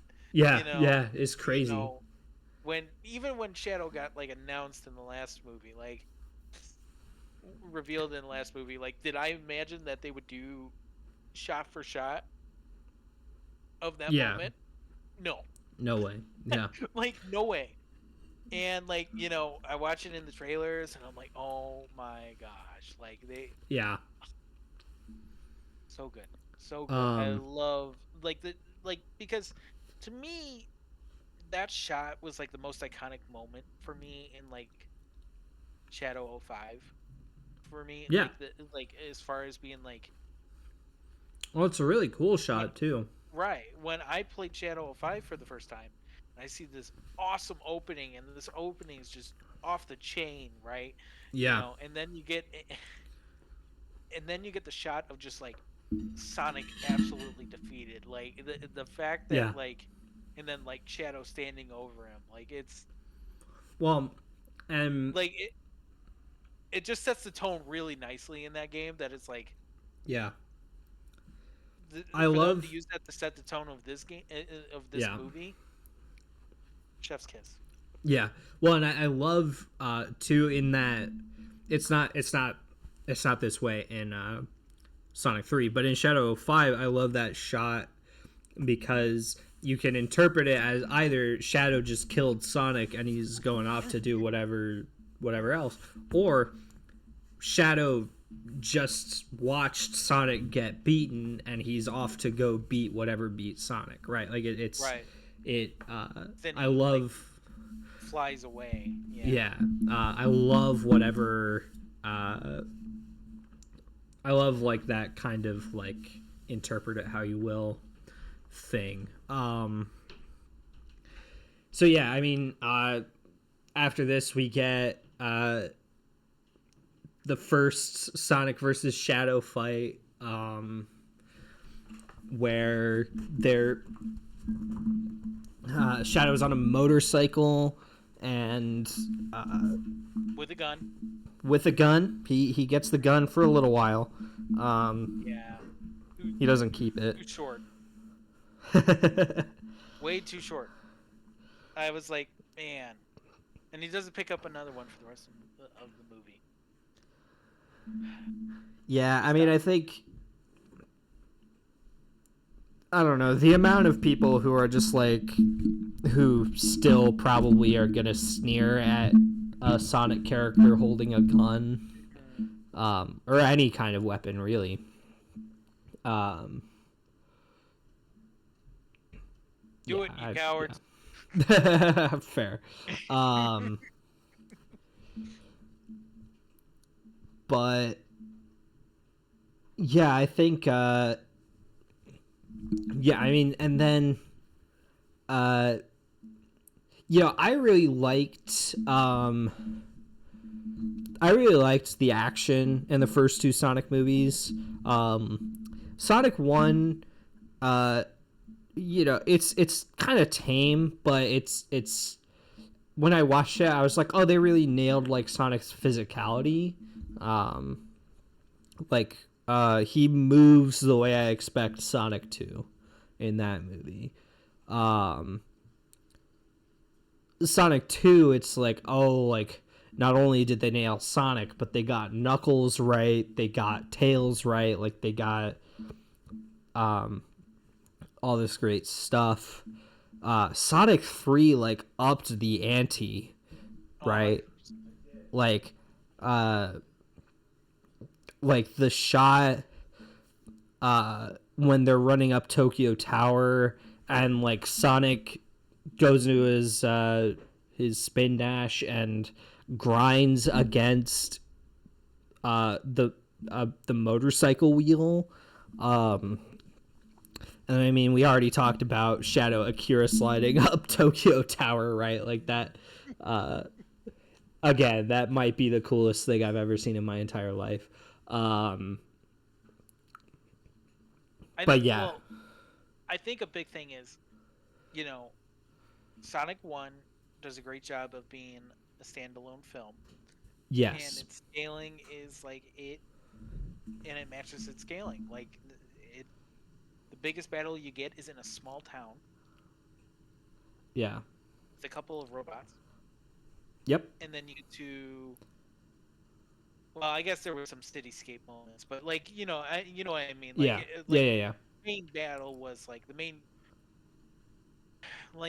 battle was like in this small town, and then you get to Sonic 2, which was kind of in the same scenario of like in a small town, and yet one giant boss fight. Yeah. Right, but like it wasn't like we're in a city place where like the scale was much more massive. Like I mean, we'll talk about it later, but literally like the Earth is going to be destroyed in this Yeah.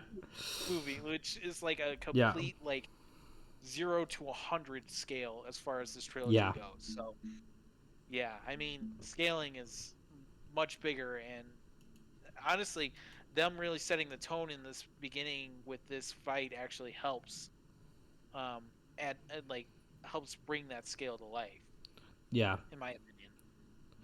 Yeah, no, I totally agree.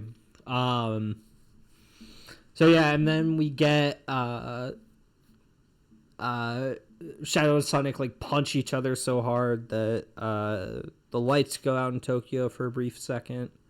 And then Sonic, Tails, and Knuckles go to a Chow Garden to meet with the Gun Commander, or Commander Walters. Which okay, I gotta ask you this. Yeah. How do you feel about that? Like, Feel about the Chow Garden? yeah, do you think they'll actually become characters in this series now that they've kind of been just deemed a mascot, or like? Yeah, I mean, I think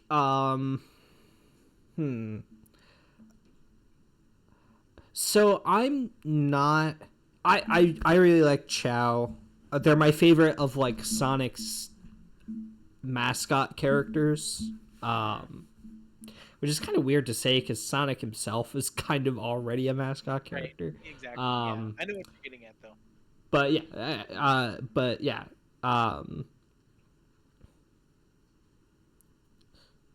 They're Ewok adjacent. I think. Fair enough. So like I like Chows. I really like them. I'm not like super attached to them. The biggest thing that they have is like Chaos is a Chow. So and then like Chaos is also intertwined with like the Chaos Emeralds and the Master Emerald, which the movies seem kind of afraid to delve further into, but we'll get to that. So like that's the one thing where I'm like, if I hope like at some point we get Chaos, so how they do it. But you know, I'm not like offended by Chow being mascots. I liked the Chow Garden actually. I thought it was fun. Yeah, it's a fun scene, but I was just kind of Yeah. like more as like a retrospective thing to look at. Sure. Like, how did you feel? You know what I mean? Yeah. That was kind of like my reasoning behind that question. Because Yeah. I think as a scene, it works perfectly. But like, Oh yeah. I know within the lore of Sonic, that really erases quite a bit. So that's why I Yeah. was like wondering who thought about it. Yeah, I mean the other thing too is based on the post credits scene leaves so much to interpretation, and again we'll get to that. But yeah, I think so. Then yeah, we get the Chow Garden, Commander Walters. I think this is the one like tonal whiplash thing is like they're in the Chow Garden. And then, like, Knuckles makes the Detective Pikachu joke. And then Commander Walters immediately sits down. And it's just this, like...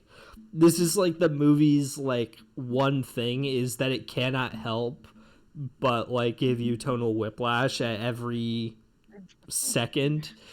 That's fair. Yeah. Not... It's not always... This isn't really the most egregious example, but it's not like always doing that, but it does do that quite a bit. Commander Walters exposits a little bit about Shadow, probably as much as he knows, if I had to guess. Well, that's where I wish the movie kind of had more to do with his character. Sure. I thought it was a little bit intriguing that, like, oh, he was around when that happened. Yeah. Like, I would have loved to see more of, like, his perspective. Yeah. Well, You know what I mean? yeah. In the second movie, in the end credit scene where they reveal Shadow, they have this gun soldiers, like, dating back 50 years. And he's like, oh, well, what is it? And then she's like, oh, it's this like government black site, and she kind of where they were doing top secret research, and then you hear it in his voice, like it dawns on him, like, oh god, it's Project Shadow, right? Like that's Right. the so like him having any sort of history with it is already super interesting. But yeah, I agree. I do wish they had delved a little bit more into his thing, because I mean, you know this, in Shadow 05, Commander Abraham Tower was on the Ark, and blames Shadow for what happened to Maria, and so that's why he hates Shadow so much. But that's not how. That's not. Commander Walters doesn't have like much of a relationship with either of those two characters in this movie. It's but like then, it sets it up even in the beginning, yeah, but then he dies. yeah, You know what I mean? And that storyline kind of just ends with him. Now, yeah, granted, I get it because it like sets up the whole later thing with Tom. yeah, You know, and that's kind of the point of the movie is what yeah, happens in that moment. But like, it's just like at the same time, I really would have loved to hear more about that perspective, especially sure. with him and Gerald. Oh yeah, Like, yeah, what's the beef? yeah, You know? yeah. I wanted, yeah, because there is like a like there is a real question of like, okay, like what is Commander Walters' relationship with Gerald? What's like, why did he okay the Eclipse canon, right? Like all this stuff. But yeah, like you said, they get attacked. Commander Walters dies. We get this hooded figure. It's like, who could it be? Who like goes in and destroys, or yeah, he like deactivates the Eggman robots, because they're like, wait, isn't Eggman supposed to be dead? And it's the Eggman robots. And then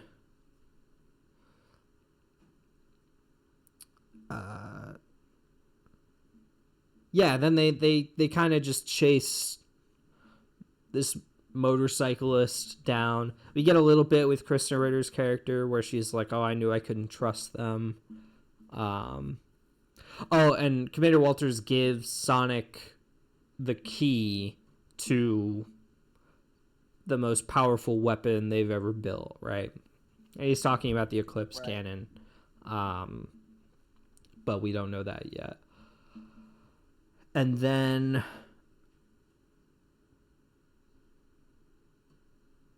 then they get to the crab, which we saw in the trailer. Oh, we meet Stone. Stone kind of reveals himself again. And Knuckles goes like, oh, it's the goat milker, which I loved that. Again, Knuckles with all the best lines. And then, yeah, we get to the crab. We get to La Ultima Pasión, which was a great little through line of Eggman in his downtime getting into telenovelas.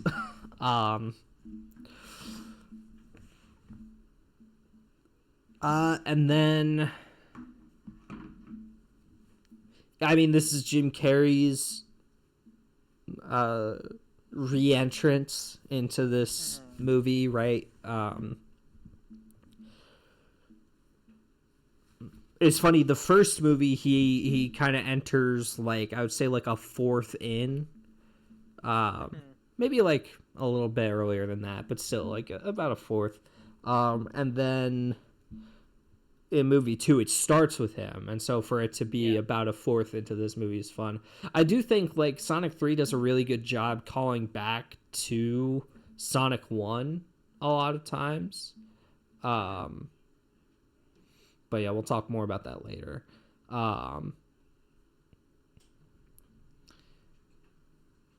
So yeah, we get Team Sonic is teaming up with Eggman. I gotta love it. They're basically like Stone tells Eggman like, oh yeah, there's like this imposter who's like been copying or stealing your technology, and Eggman's like, what? We gotta stop him, which I think is interesting because that's never been I can't think of a time where Eggman was ever like where that was ever like a problem that Eggman dealt with. But maybe I'm misunderstanding or misremembering. I guess in Heroes, Metal Sonic kind of does that, but he also locks Eggman up, so that's kind of like Eggman's got bigger concerns. No, I mean, Frontiers, he gets trapped in, yeah, this essentially in cyberspace, and then like his quote unquote daughter is corrupted. Yeah, well, and even but I don't think they're really even stealing his technology in that moment. No. So yeah, it's an interesting angle, I guess. And then so here I think we cut to Shadow going like back to where he was like researched on, I guess, and he finds a rollerblade, and we get the flashback of him and Maria. And I mean, talk about just some awesome development, right? Like, I don't know about you, Caleb, but I think this is my favorite version of Maria, full stop. Yeah, I mean, I don't think there's that really high of a bar, but that's yeah, fair. Absolutely.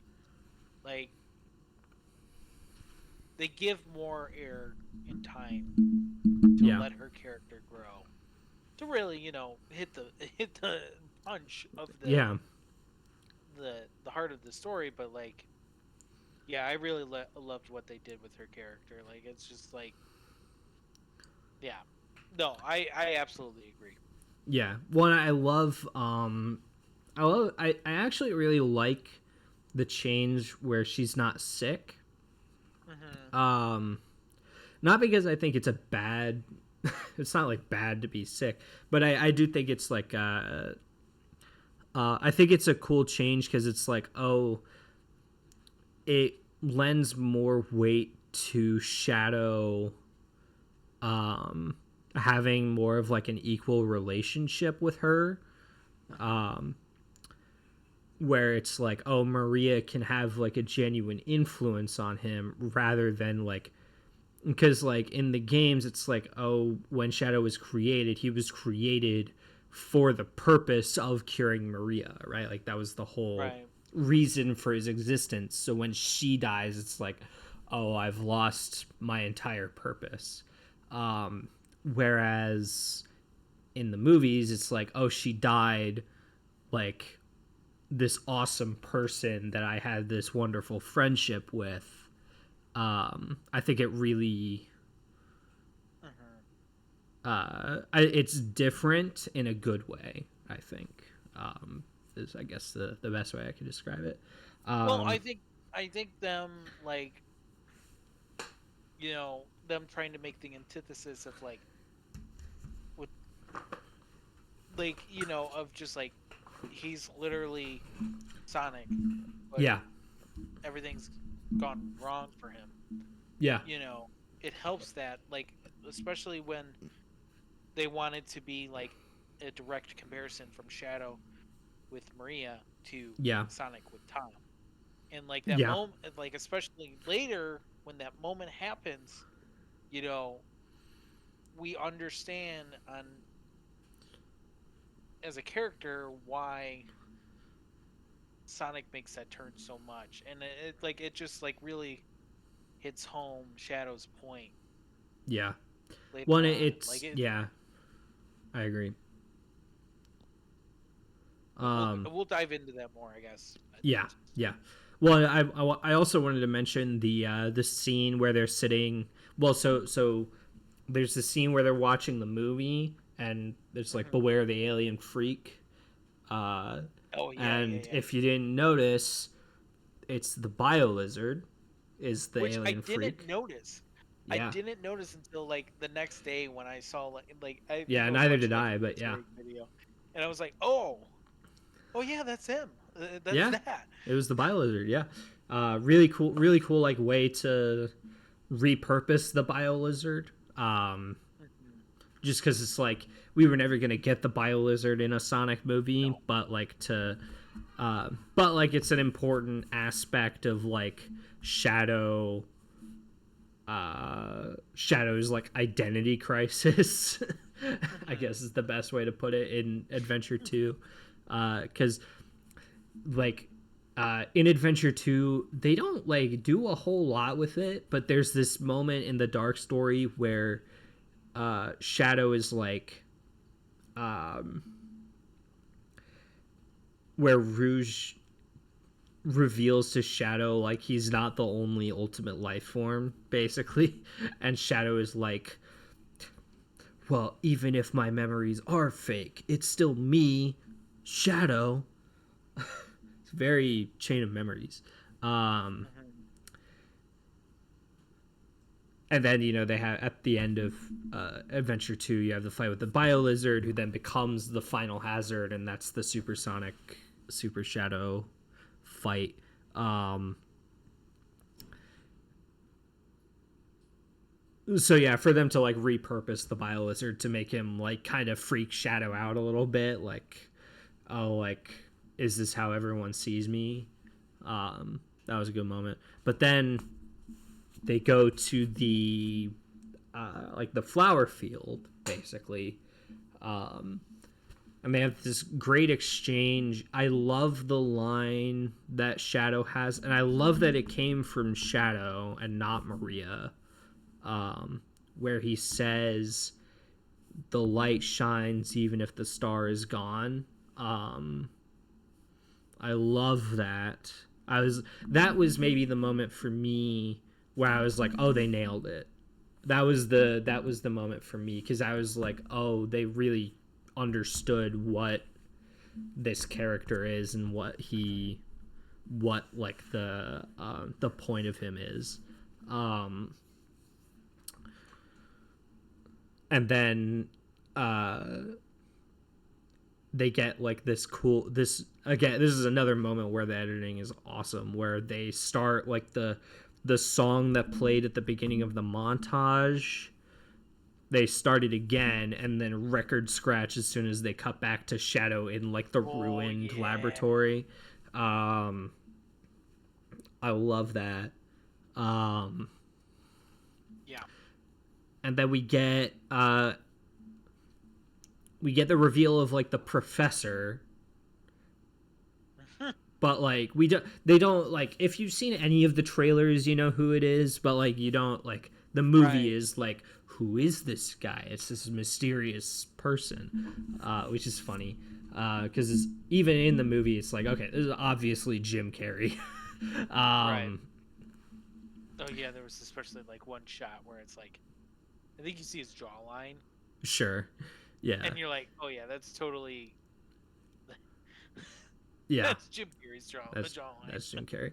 um but yeah, and then like we kind of cut to Sonic and Sonic, Team Sonic and Eggman and Stone showing up at the research facility, and Eggman is like, this door is locked. I'm gonna have to like analyze its density and on a molecular level and stuff. And then Knuckles punches it down.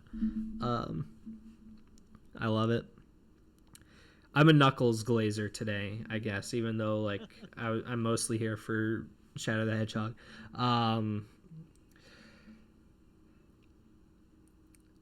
And then it's a bit of a slow moment, but I actually really liked it where they split up. Like Sonic goes with Eggman, Tails goes with Stone, and Knuckles goes on his own. Before that, they do this fun gag where they're like, where Stone is like, "What, are you afraid of ghosts?" And Knuckles is like, "I fear nothing." And Sonic and Tails are like, "Bro, like, do you remember the last time we had movie night?" And then they cut to them watching Casper the Friendly Ghost and Knuckles freaking out. I love that. I love that so much. Because it's from... Oh.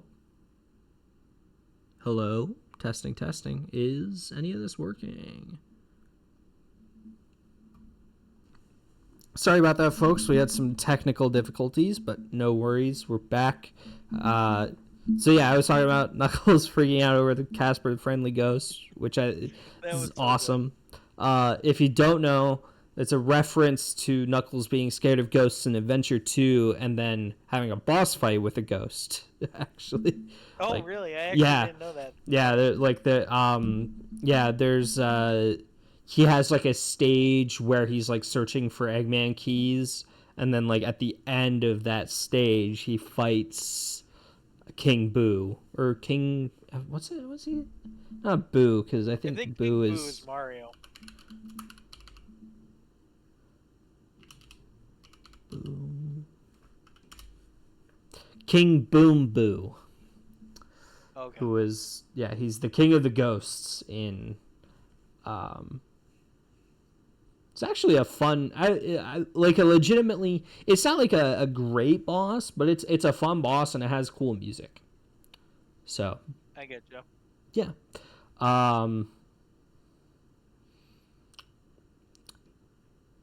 Makes an appearance in Team Sonic Racing. So that's cool. Oh, just and then we get so they split up.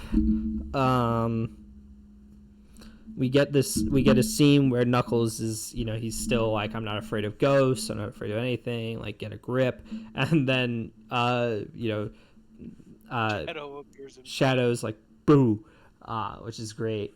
That was so good. Yeah, such an excellent moment. I love the like zoom in on Knuckles going like, ah, like that was hilarious.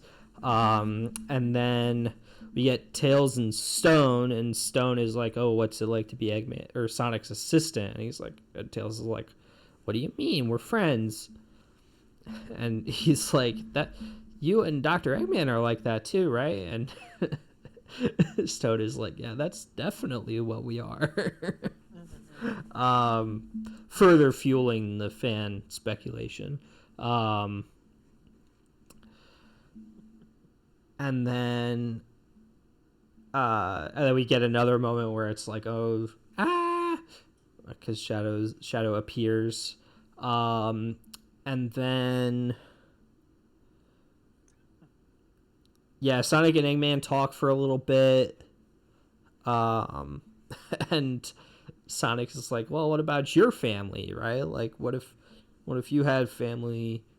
Don't you think you would have turned out not evil? And he's like, well, that didn't happen. Also, I'm so unattractive. I'm probably what does he say? He repulses all possible genders or something like that. Yeah, he said something like that. Yeah, which is a really funny thing to say. and then Shadow captures Sonic, and we get the like proper reveal of Gerald Robotnik here, still alive.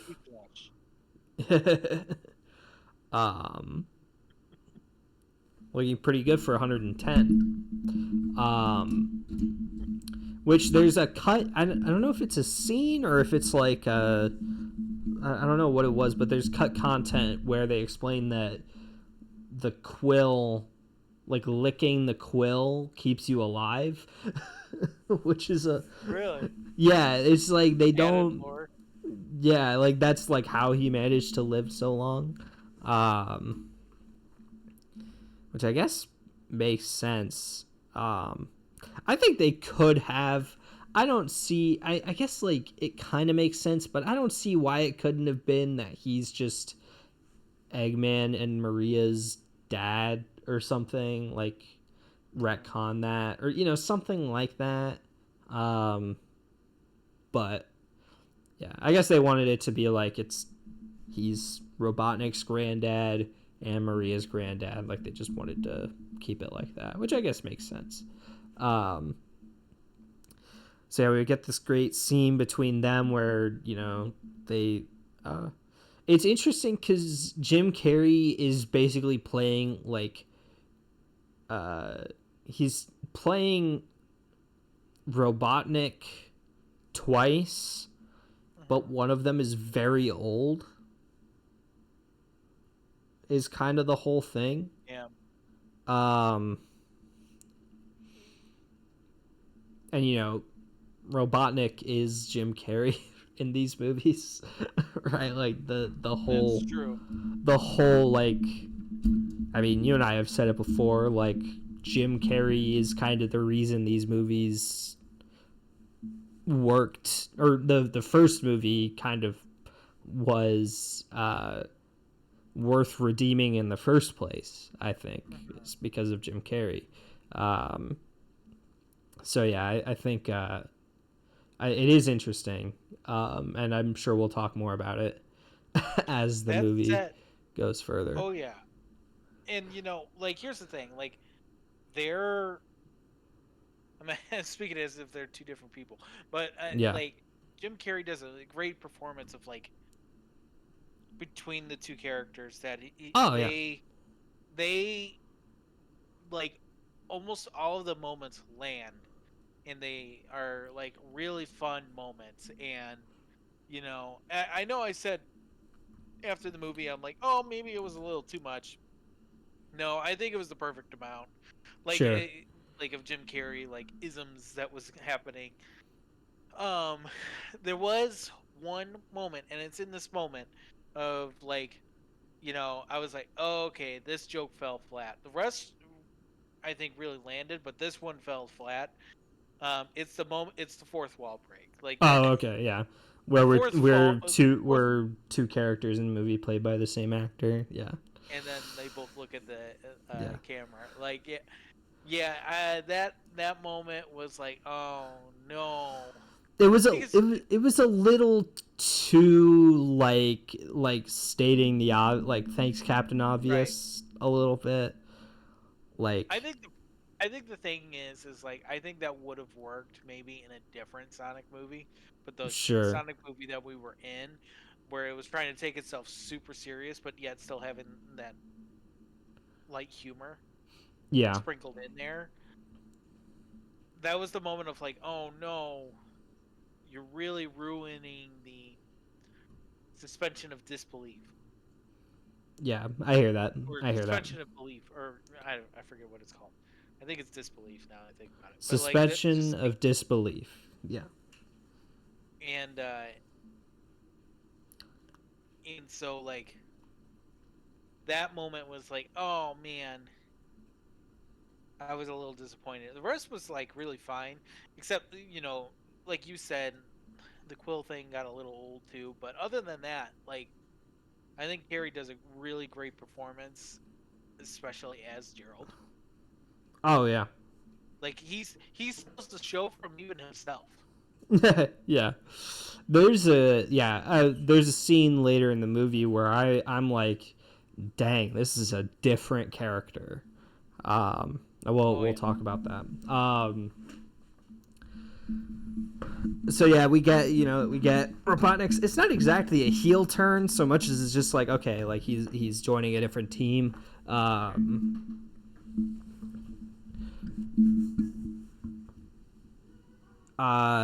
And then we get the scene where Shadow makes his black hole. I don't know how that's supposed to work. Not that I mind. It's just like, okay, like this is some pretty crazy technology you've got here. Yeah, wasn't it is that how? Yeah, I guess like maybe Shadow's chaos energy did something with it. Is the only explanation.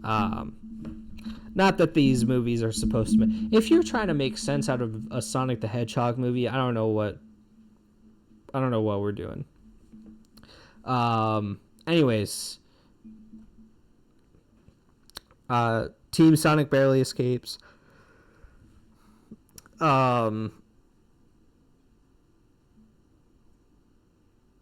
They go to Tom and Maddie, and they're like, "Hey, we gotta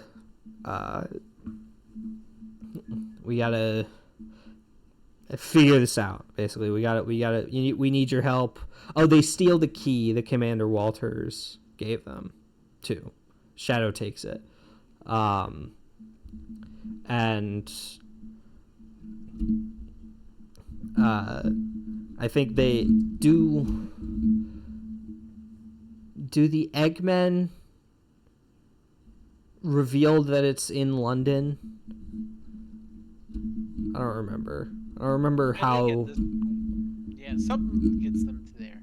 Yeah, someone, I don't remember who tells them, but like everyone somehow knows that the other key to the Eclipse Cannon is in London.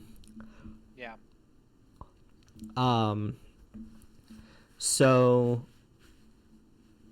Yeah, I can't remember how that goes. We get this cool scene with. I think it was Gerald. Yeah, I think. Yeah, Gerald probably just said it.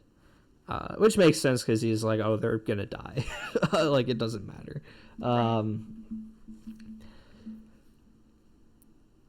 So then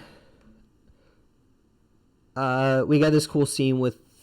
Well, so we get this scene where Gerald is like, wouldn't you love to bond with your new grandfather? And so you get this, like, these really, like, goofy scenes where Robotnik is like a playing as like a child, and Gerald is the grandfather. And we get this moment where like Stone is like super sad or he's jealous, right? He's jealous of Gerald. He like pours out the steamed Austrian goat milk. Or the lattes with steamed Austrian goat milk, excuse me. And then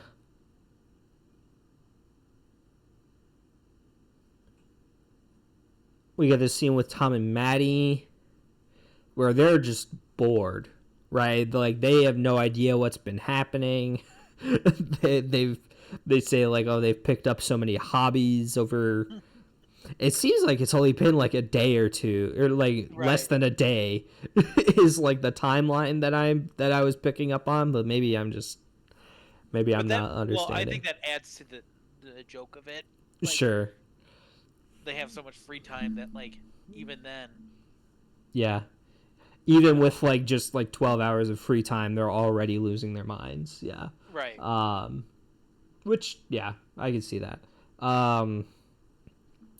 And then, and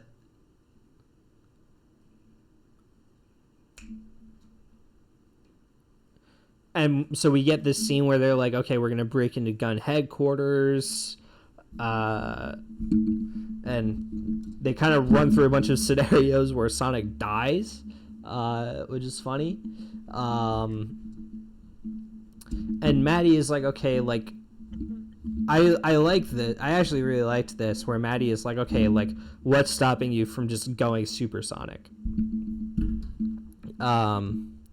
And which I think is a fair question, right? Like, if Right. because they just like have access to the Master Emerald, so like, why not?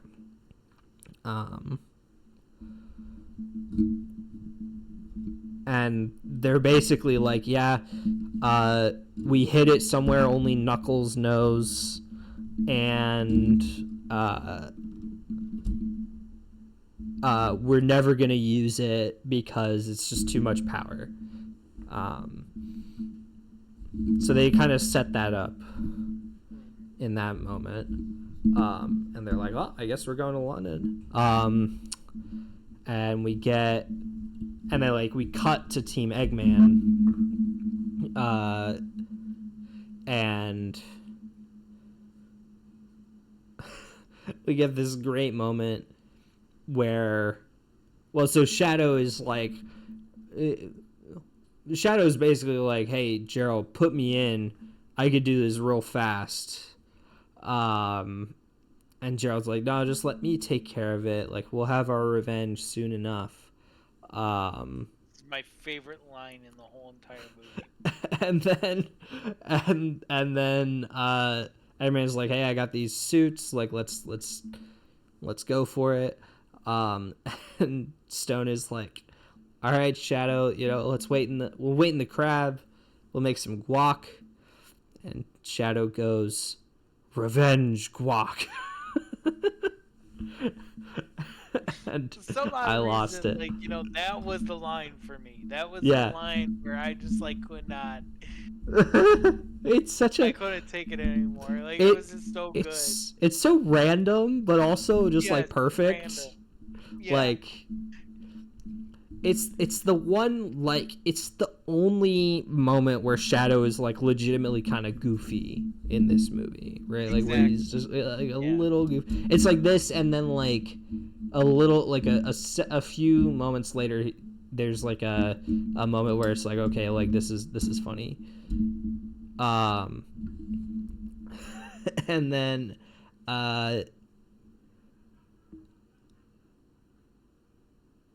shoot, and so we get we get Tom and Maddie as Randall and Rachel. So Shamar. I didn't think Rachel was a gun agent.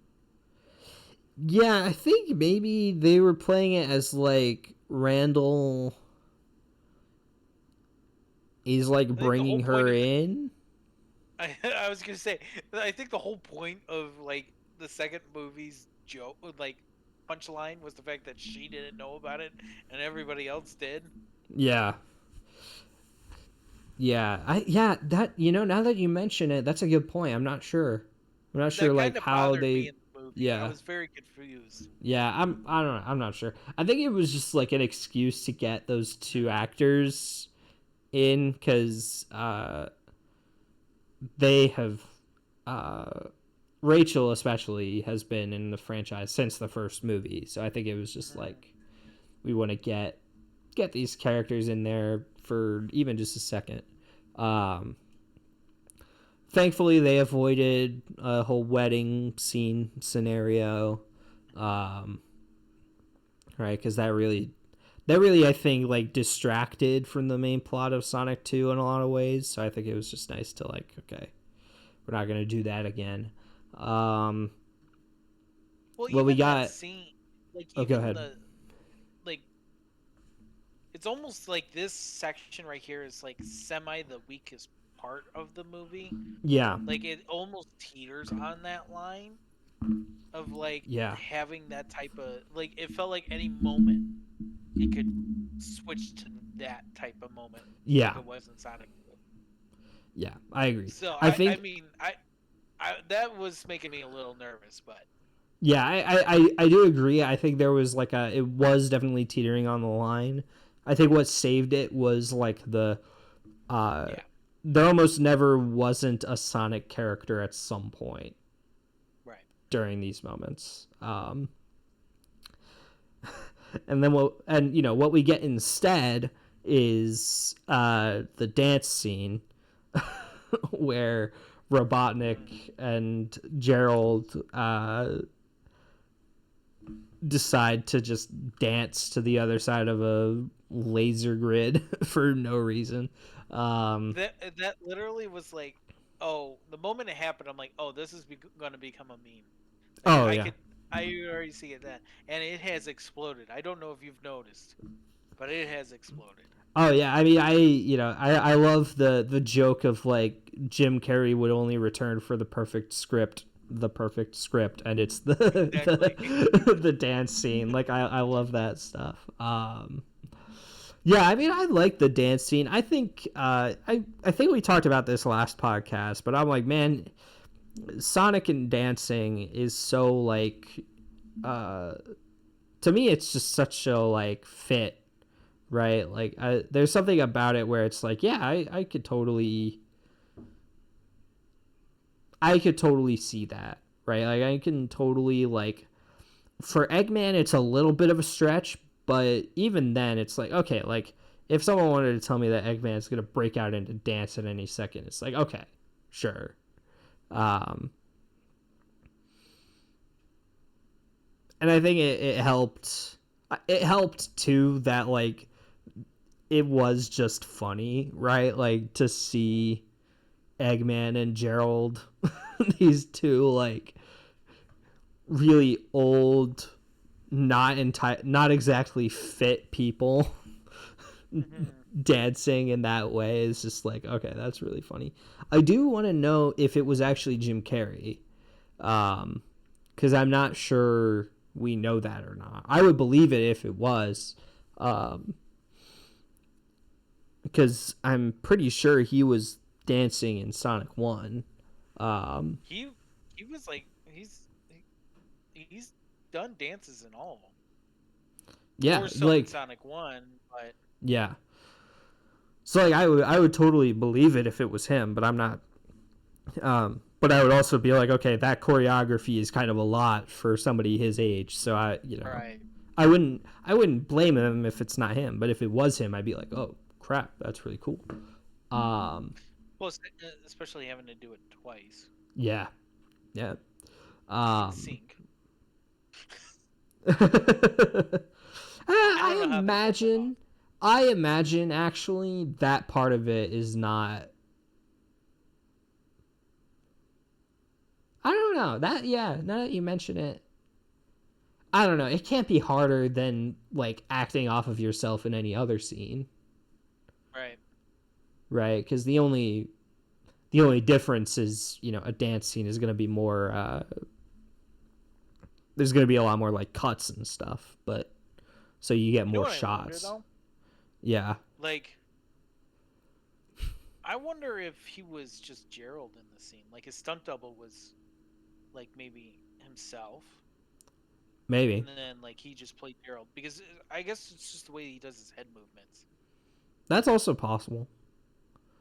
It's also very possible. And that way you can get away with him being like flunky Yeah. at the same time. I don't know. It's a really good question. I mean, there are definitely moments where it's like, okay, it has to be Jim Carrey. Like when they're spinning, like, okay, that's Jim Carrey. But Yeah. but yeah, I mean, when they're like dancing, when they're like doing like the big choreographed moments, it's like, okay, is it actually Jim Carrey? Who knows? Who knows? So yeah, and then we get the gravity scene here.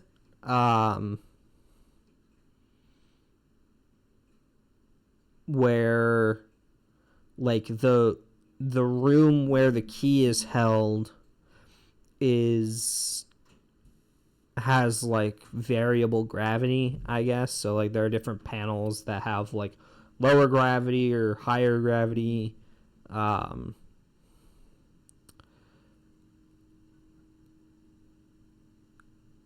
We also get a very out of pocket moment where like Eggman and Gerald get like flattened onto the ground, and Kristen Ritter's character is there, and Eggman is like, "Oh, I can't believe this," and Gerald goes, "I know, a woman in the military." that was that was kind of a lot. It makes it's a funny joke because obviously this guy is ancient, right? So like he's gonna have that kind of opinion, but yeah, it is funny.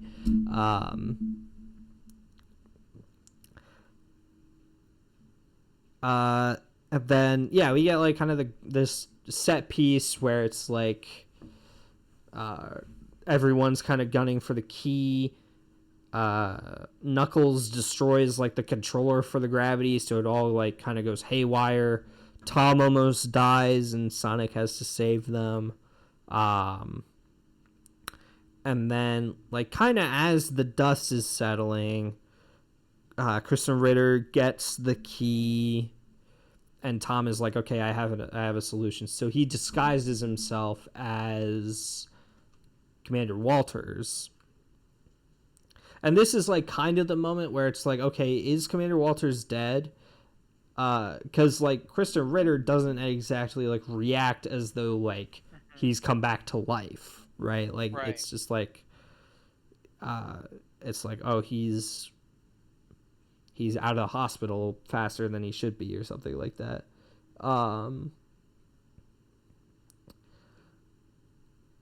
And Tom as Commander Walters convinces Kristen Ritter to give him the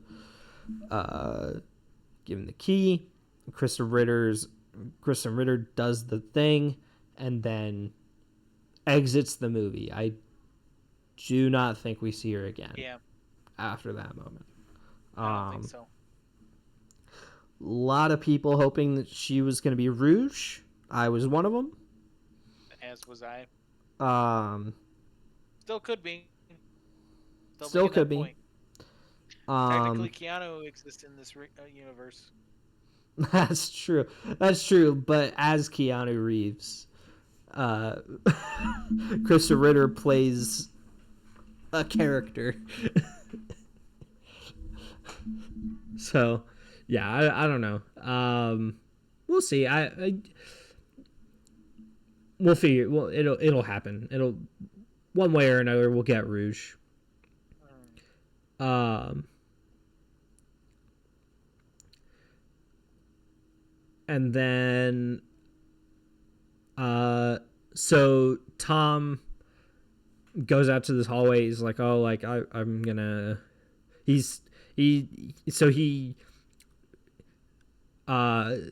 using like these holograms that Tails has to disguise themselves, so he like turns it off, and he's like, oh guys, I found the thing, I got the thing, let's get out of here. And then he goes back to Commander Walters for some reason, and then Shadow appears.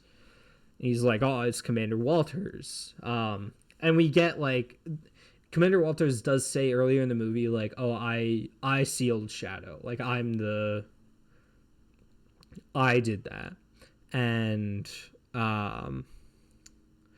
so I think Shadow is just kind of, he's still like really angry at this point. And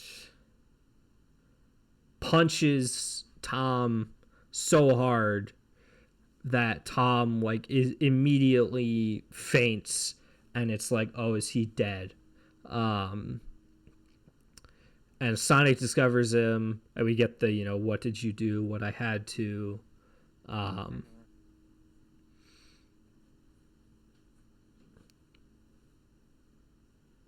And then, which I guess, did you think he was dead?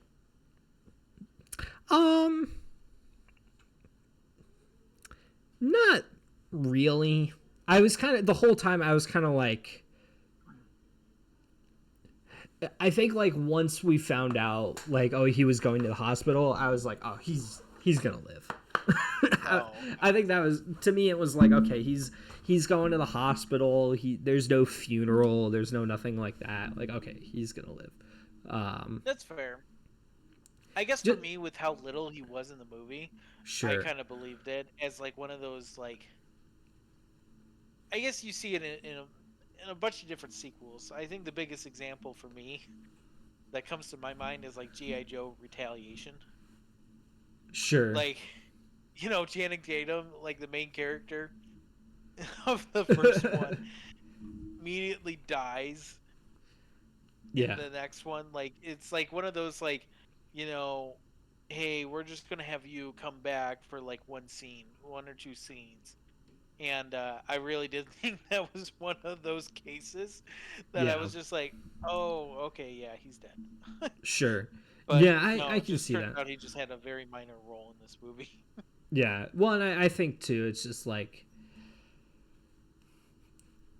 this is a kids movie. James Marsden has been here from the beginning, right? Like,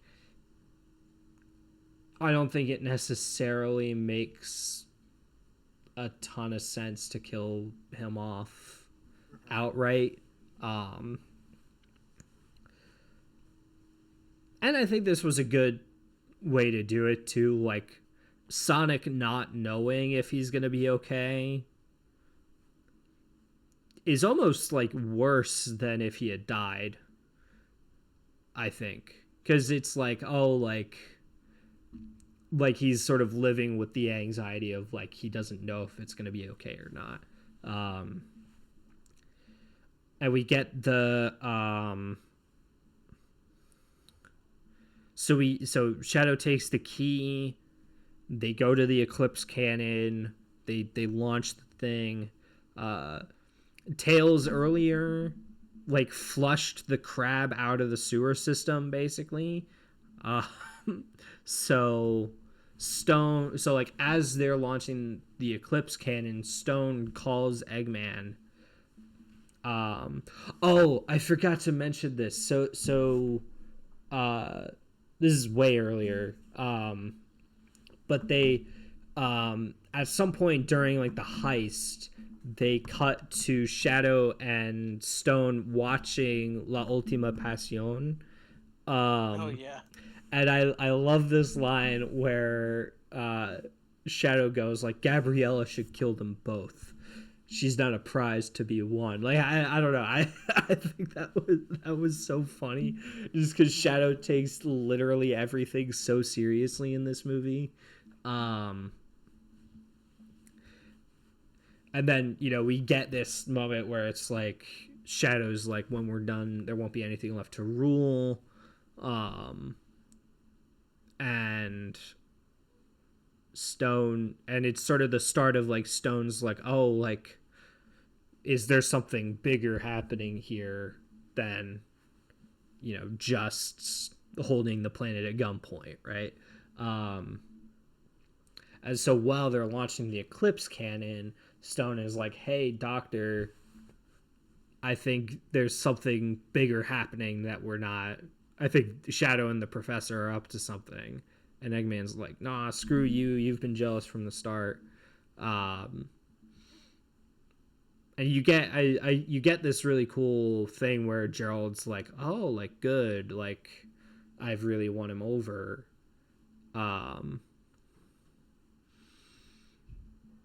Yeah, and then we get this also, I mean, to me, this is like one of the best scenes in the movie where Sonic, Knuckles, and Tails, like in the aftermath of Tom being rushed to the hospital, Tails is like, it'll be okay, and Sonic like flies off the handle at him a little bit, and Knuckles is sort of the big brother, and Sonic and Knuckles kind of square up. Like, Sonic's like, I'm gonna go get the Master Emerald, and that's how we're gonna fix this. And Knuckles is like, no, we're not doing that. We literally just said we'll never do that.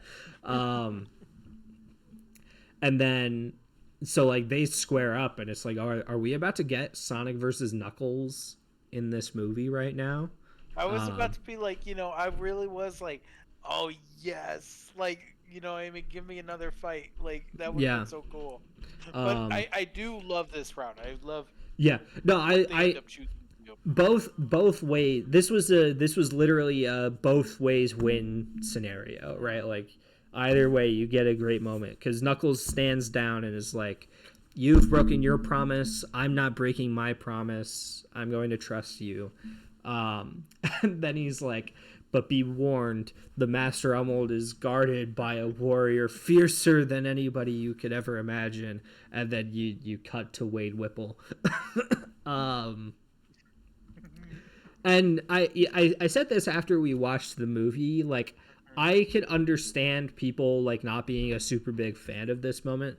If you watch the Knuckles show and you see Wade's character development through and like Knuckles' reaction to that, it makes sense, right? Absolutely. Like it makes sense. It makes sense that Knuckles would totally misunderstand Wade's capabilities as a warrior, right? Like that totally makes sense. Um, and then yeah, so Sonic kind of appears, immediately takes the Master Emerald. It's not even like a fight.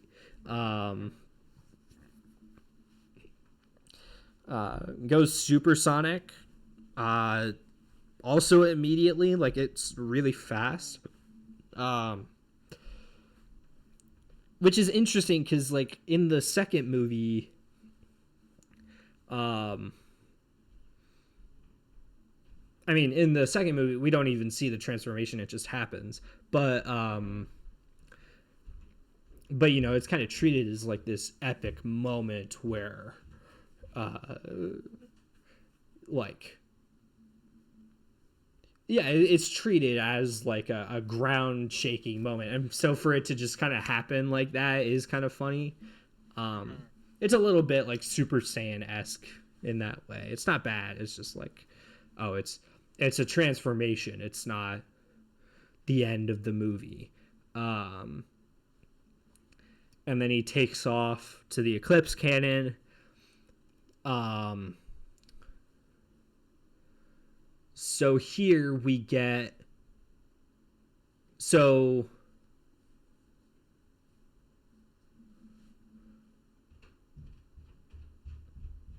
Yeah, here we get, Shadow's like, would this be what... Is this what Maria would have wanted?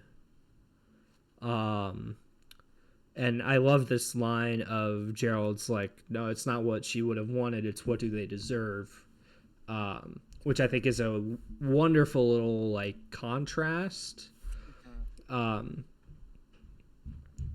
like to me, Gerald Robotnik in the games and the movies, but in the games especially, he lost his mind. He was a good guy who completely and utterly lost his mind and was irreparably damaged by the events of 50 years ago.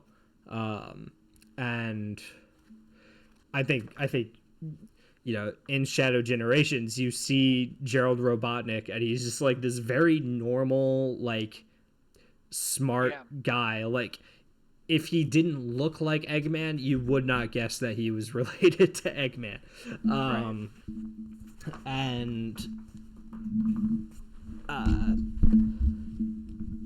And so like you see in Adventure 2, like, yeah, this guy has like completely lost it. He's going to exact his revenge on humanity. So I love like, whereas like Shadow is like, he's in his right mind, sort of. He just doesn't like, he's just doing what he thinks the people he cares about would have wanted. And so like you get this cool contrast there. And so here you get the flashback of how Maria died. And they didn't shoot her, which is good. Probably ultimately. They shot a tank of some substance that then exploded and killed her. And you get, I mean, I loved that, because you get not just like Shadow's reaction to Maria's death, but you get Gerald's reaction to Maria's death, and you get like this awesome shot of like the gun soldiers closing in on them. It's just so good. And so like this like flashback like upsets Shadows so much that he starts like running or skating to power the Eclipse Cannon, which is, somebody pointed this out in a video I watched. It's a cool callback to Sonic 1, where he's at the baseball field and he's so like upset by the fact that he's going to be alone that he starts running, and that's what causes the power outage that sort of sets off the events of the movie. That's a great callback, actually. Yeah. I didn't even know about that. Well, like, I remember it now that you mentioned it, but like I didn't even think about that. Yeah. So yeah, Shadow is kind of powering the Eclipse Cannon with chaos energy, which I guess is just Shadow's superpower. I still don't quite understand what's going on. This movie does forego lore exact in a lot of ways, right? Like it doesn't exactly care about backstory and like history as much. You're saving it for the spin-off, Ezra. Hey, that's fine. I'm okay with that. I just want there to be a spin-off. That's what that's meant for. No, yeah. Well, I mean, could be. Honestly, I wouldn't mind that. I just think it's interesting just because Sonic 2 was so like, history was such a big part of it. You got this whole flashback that explains the origins of the Master Emerald, right? But yeah, I think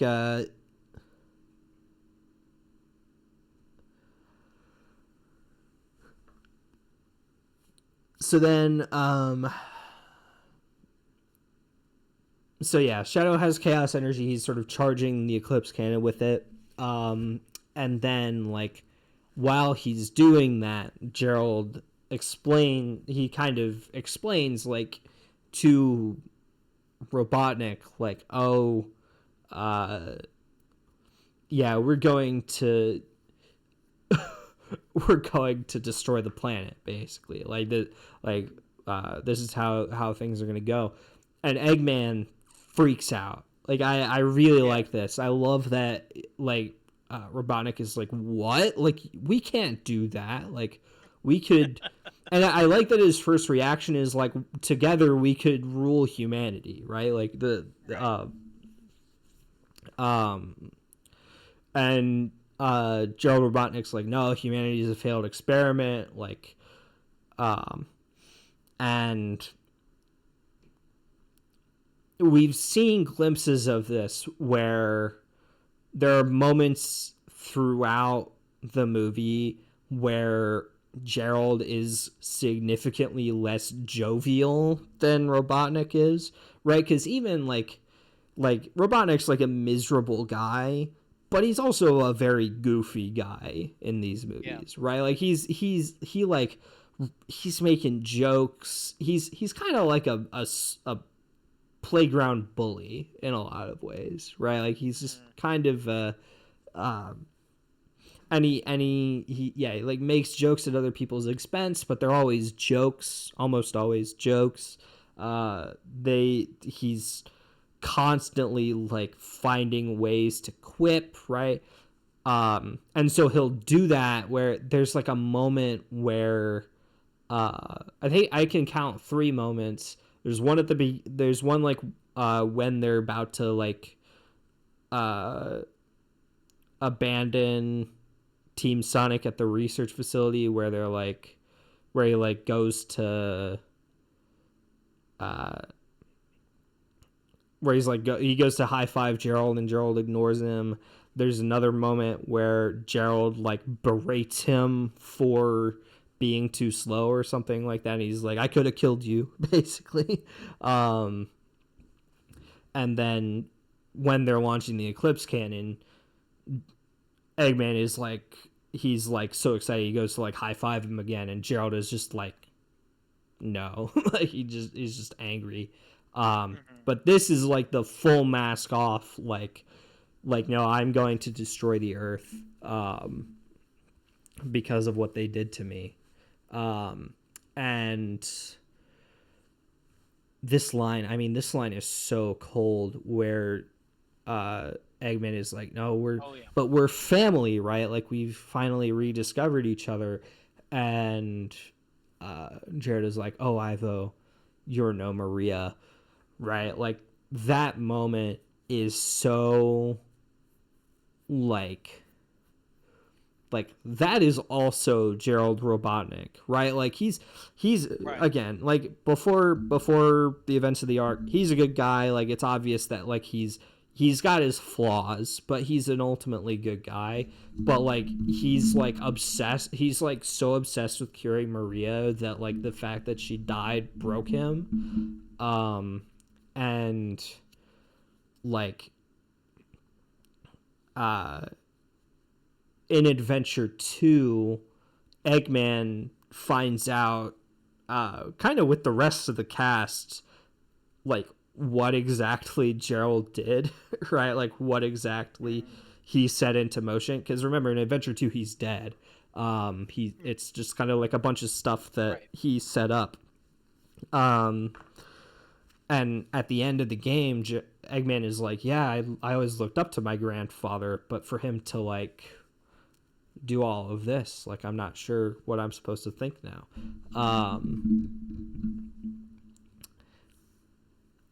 So yeah, I mean, I loved that. And then they see Sonic shooting out of the Earth, and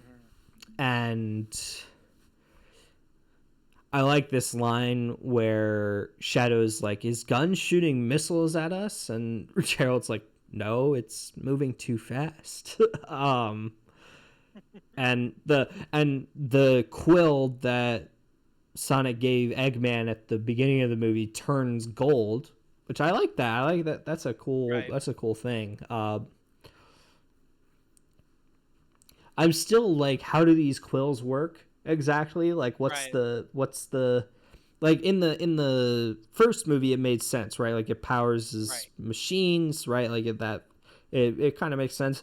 The second movie is like, okay, it's starting to like be a little unrelated. And now in the third movie it's like, okay, they're just magic now. Like they're just like techno magic. Again, nitpicks. It doesn't have to make sense. It's just like what exactly is going on. Because that quill is not a part of Sonic's body anymore. But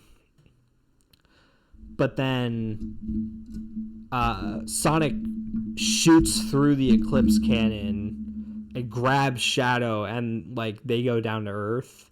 Oh yeah, that's right. It was down to Earth. Yep. Yeah. And they end up in like this volcano area. Well, so Shadow is like, now you know how I felt, right? Like this is kind of the like Shadow is basically jokering Sonic at this point. Right? Much, yeah. He's kind of like one bad daying Sonic a little bit.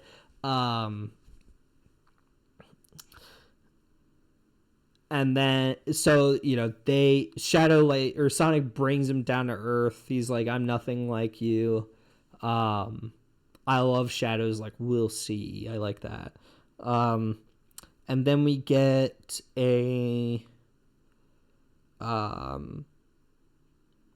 so they go down to Earth. Sonic is still Super Sonic at this point. But Shadow has like disappeared basically. And he's like, show yourself. And then Shadow, like, immediately pops up and knocks the Chaos Emeralds out of Sonic, which I thought was awesome. Oh, yeah. And then, so, like, the Chaos Emeralds are, like, between them, and they both gun it for the Chaos Emeralds, and we see Sonic transform into Super Sonic, but then in the background we see that Shadow is transformed into Super Shadow, and I started losing it. I was like, holy crap, this is so awesome. Because I think like there was like a promo thing where it's like, okay, like it wasn't exactly like they showed like the Eclipse cannon, and then like you see these two like gold streaks in the bottom right of the screen. It's like, okay, that's Super Sonic and Super Shadow. Oh really? So I don't even yeah, think like, I remember that. and I think like I saw like at the theater we went to, I saw like a popcorn tin or whatever that had Super Shadow on it. So I was like, oh, that's okay. Really? Spoilers. Yeah. That sucks. Yeah, but I wasn't like too mad about it. I was just like, oh, this is. I was like, the chances of that being a thing were fairly high anyways. So I was like, it's fine. I was more excited about what happened after. So there's this cool shot where Shadow's like, this ends now. In the trailers, he was normal Shadow in that shot. So it was cool, like another like Marvel editing moment. Yeah, it's like, you know, you don't expect it from anything outside of Marvel. Yeah. And then yeah, it was clever of them. Yeah, it definitely was cool.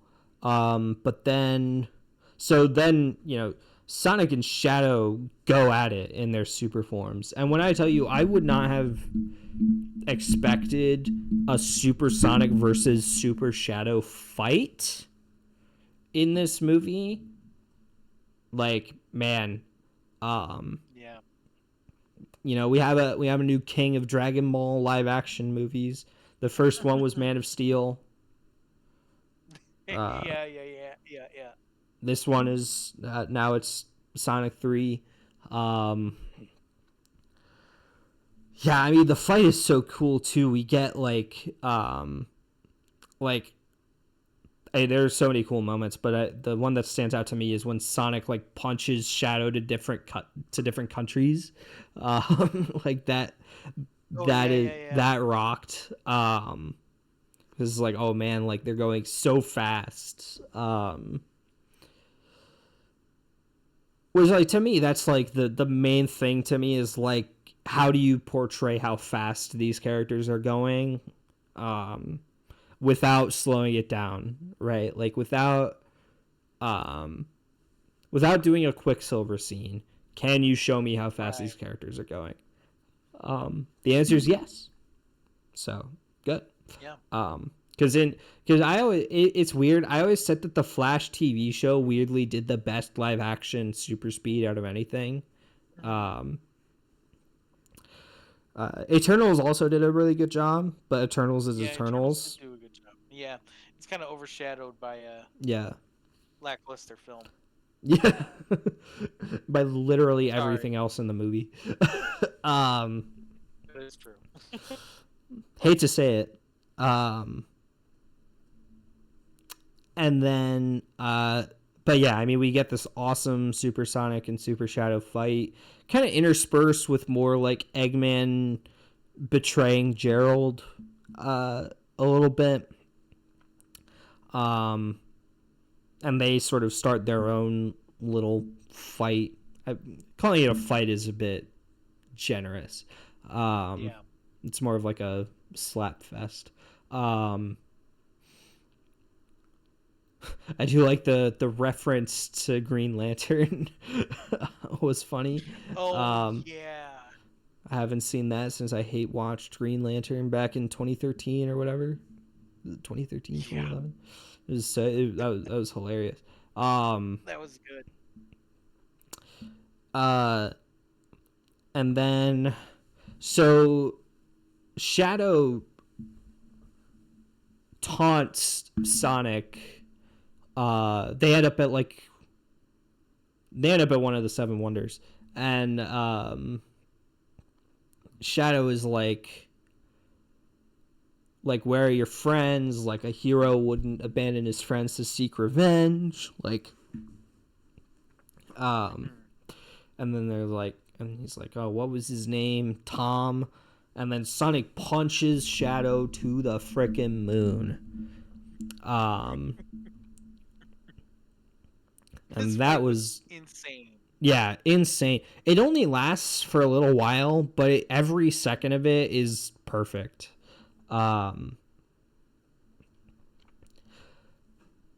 So they're both on the moon, and Shadow's like, just end it, right? Like, right, like, I'm right here, finish it.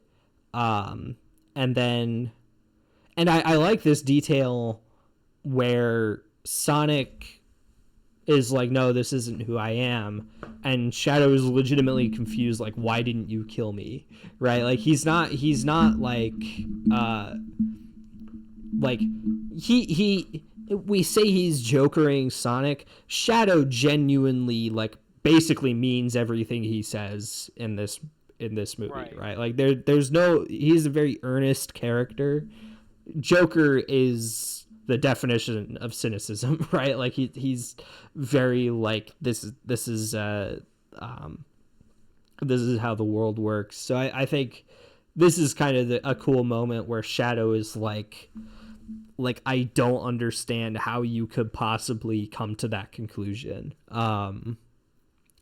And I mean, this scene where Sonic and Shadow hash it out on the moon, and Shadow says, like, a light shines even though the star is gone. Like, man, I almost cried. I was very close, because I was like, man, they got there. Right. You know, because I don't know if I've said this on the podcast, but I know I've said it to you, where right after Sonic Movie 1, I was like, man, Shadow the Hedgehog is already this character, right? Like, that he's already Sonic, but with he's already like movie Sonic with a little bit darker of a backstory. So, like, these characters are already tailor-made for each other. You know, Sonic Adventure 2, it's not Sonic that changes Shadow's mind. It's Amy, kind of. Like, Amy kind of just, like, reminds him of what he said to Maria, right? Like, it's not... and, you know, I think there's good and bad there, or not even bad. You know, it's different, right? Like, Sonic is a very static character, right? He doesn't change. People change around him, right?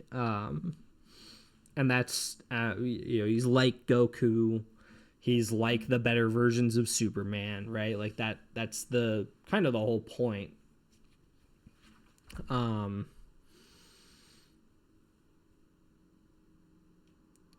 so the way that they frame Shadow in Adventure 2 is like, he's Sonic if Sonic lost his way. Whereas in the movies, it's like, yeah, he's Sonic if literally everything went wrong for him. So yeah, I think it was that scene on the moon is really awesome, like, flawless, even, actually, I would say. Like, shout out to the animators for, like, giving Shadow, like, such an expressive face. Like, the way that he, like, looks when he's talking during this scene is just so good. And then as they're getting ready to kind of go back into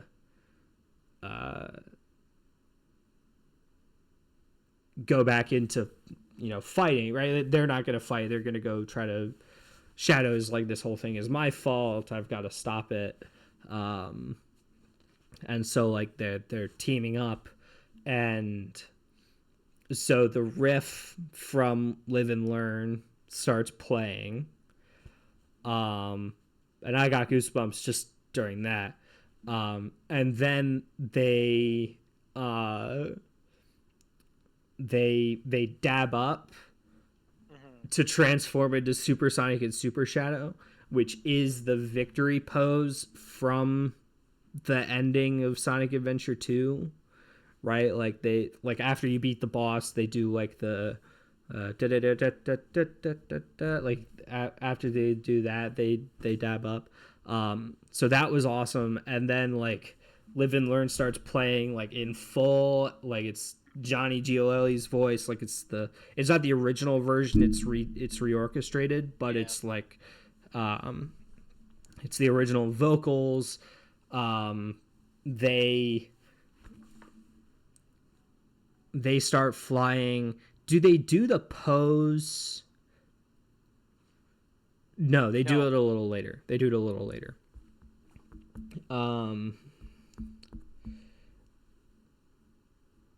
So then, this is maybe the most egregious example. Well, let me back up. Caleb, what did you think of this whole thing? I've been talking a lot. Well, I would say, the like it was like, what if they did it? What if they did it? What if they did it? And pretty on it early on in the movie, I was pretty much like sold that they were going to do it. With how like they worked within, like they made that Shadows theme, like Live and Learn, and like between the acoustic version of it, how much it echoed throughout the entire movie. Like it was just like, I know that whatever we're going to get is the payoff.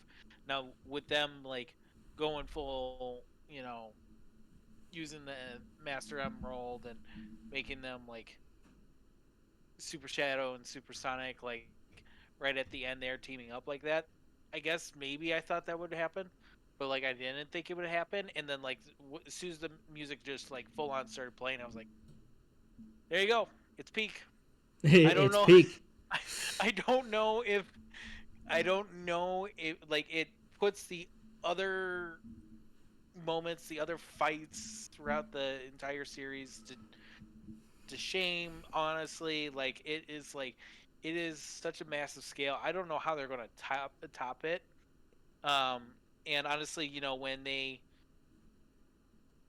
as this fight goes on, with the when they cut back to it, it's just I guess the moment to me is like, it's not on that level for me, but it is similar to that level of like how Endgame was once Cap got the hammer. Yeah, I put it. So not to be controversial, I've always thought Thor landing in Wakanda was infinitely cooler than Cap gets the hammer, right? Because to me, it's like I don't know. It's just like preference, I guess. Like it's not even a Absolutely. it's not even a like critical thing. It's just like, oh, one of these things hit me in a way that was awesome. And yeah, I mean, I put that Thor lands in Wakanda tier for me. It was like that whole I mean, I think that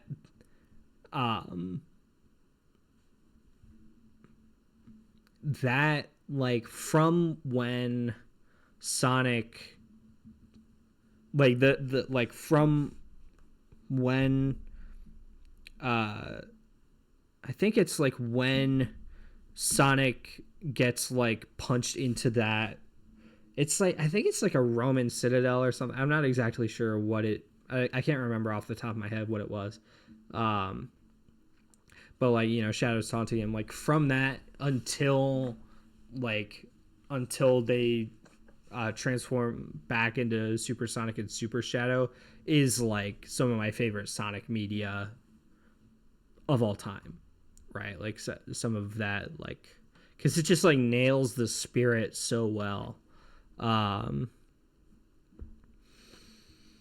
Yeah, and then after this moment, talk about tonal whiplash. We get Gerald spanking Robotnik. This was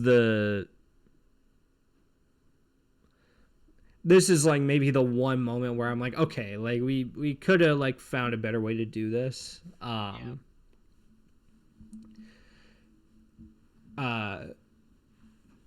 It doesn't really take away from before. It just like it's like whoa. It's a tonal whiplash. Yeah. Just want to exactly what you said. So then we get, this is maybe like, I wouldn't call it, it's hard to call it the weakest part of the movie when like it doesn't last for very long. Yeah, exactly. Yeah. But it's Gerald and Eggman fight, and they do like it is Jim Carrey's fighting himself, so they can't really do a whole lot with it, but they do like some nanotech stuff. They do some I'm trying to think of so they're they kind of end where Eggman is dangling off of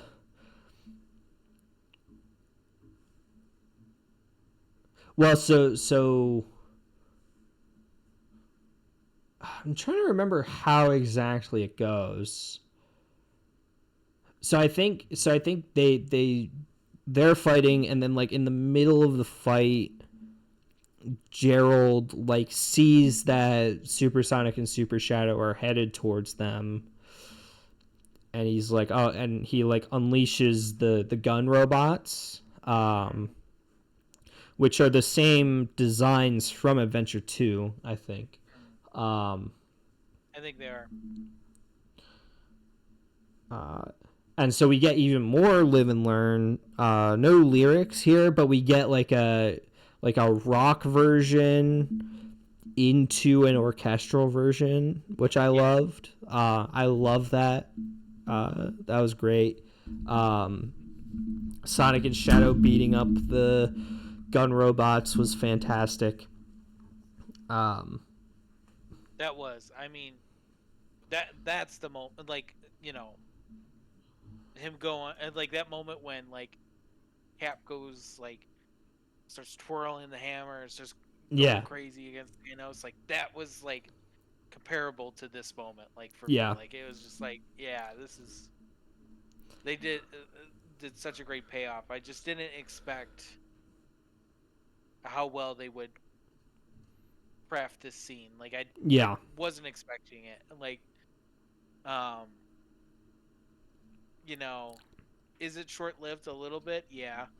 But like at the same time, when it shines, it's just it's an amazing scene.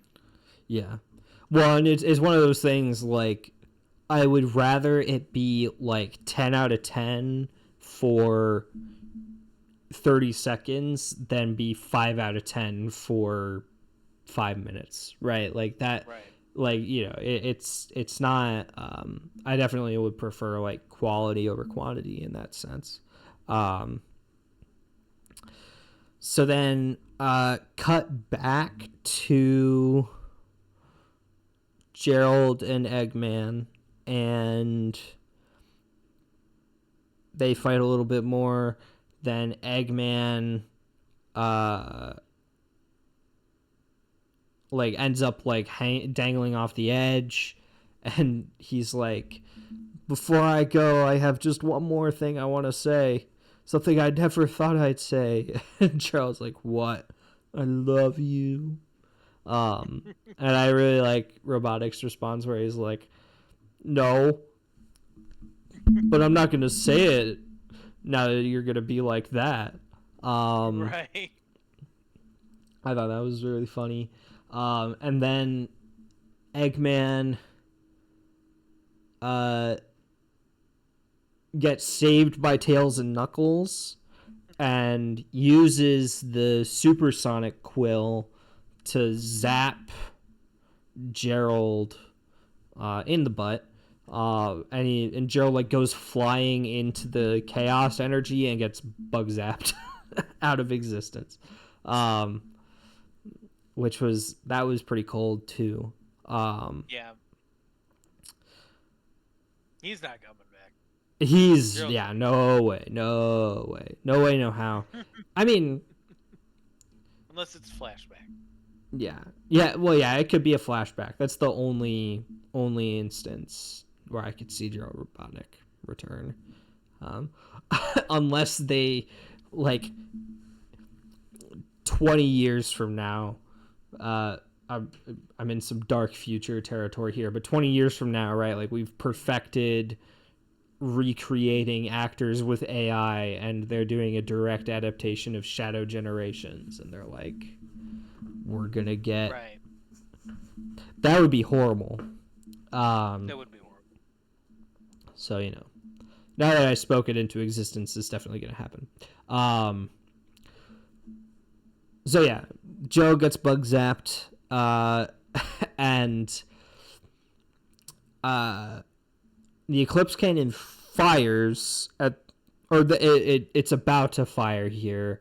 We get this cool moment where Shadow does like 30 Chaos Spears at once. Man, I want Super Shadow in a game again. Yeah. Like, Doomwing Shadow against Neo Devil Doom was cool. And it makes sense that, like, he couldn't be Super Shadow in Shadow Generations because Sonic had the Chaos Emeralds. Right. But still, I'm still like, oh man. No,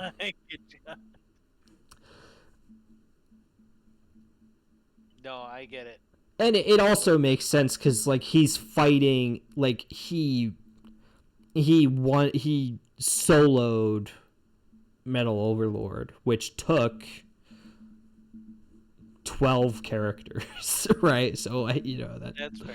Yeah. Like, you know, Shadow's pretty... in Shadow Generations, he's kind of on something. So, like, again, it wasn't necessary, but it's still, like, man. Anyways, so the Eclipse Cannon fires, and so Sonic and Shadow are like fighting. They're like pushing it back. They're like, I don't know what like an equivalent is in like a Marvel or DC movie or something like that. Because in Adventure 2... Well, so in Adventure 2... I believe they set... Like, Gerald sets the Eclipse Cannon to fire on the Earth once the 7 Chaos Emeralds are inserted into it. But then, once they stop it, the Bio-Lizard, like, attaches itself to the Space Colony Ark. And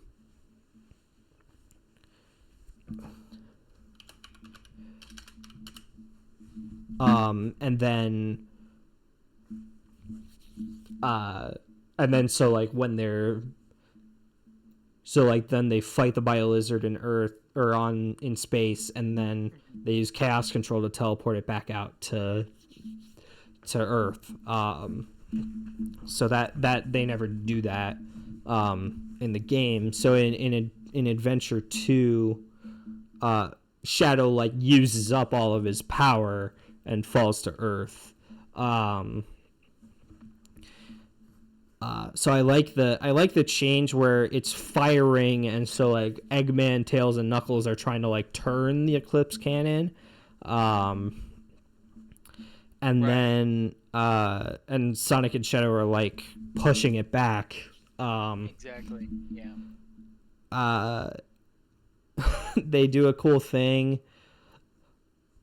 where like right before it hits the Earth, Sonic or not it hits the Earth.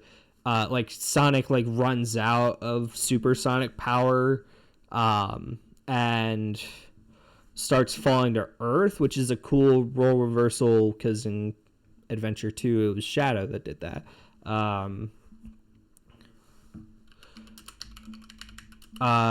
And then but then they're turning the thing, and then Romanic's like, yes, I did it. And then they accidentally hit the moon, and he's like, look what you did. Which is really funny because he explodes the moon in Adventure 2. He does that as like a threat, like, hey, look at what I can do. So yeah. And then I mean, from there it's pretty much straight to the end. Shadow and Eggman sort of work together to stop the arc or the Eclipse Cannon's explosion from creating like a nuclear apocalypse, basically. Tails and Knuckles save Sonic. We get a great scene where Eggman kind of does a greatest hits of all of his like funniest bits from the last couple of movies. And yeah, I mean that's kind of the movie.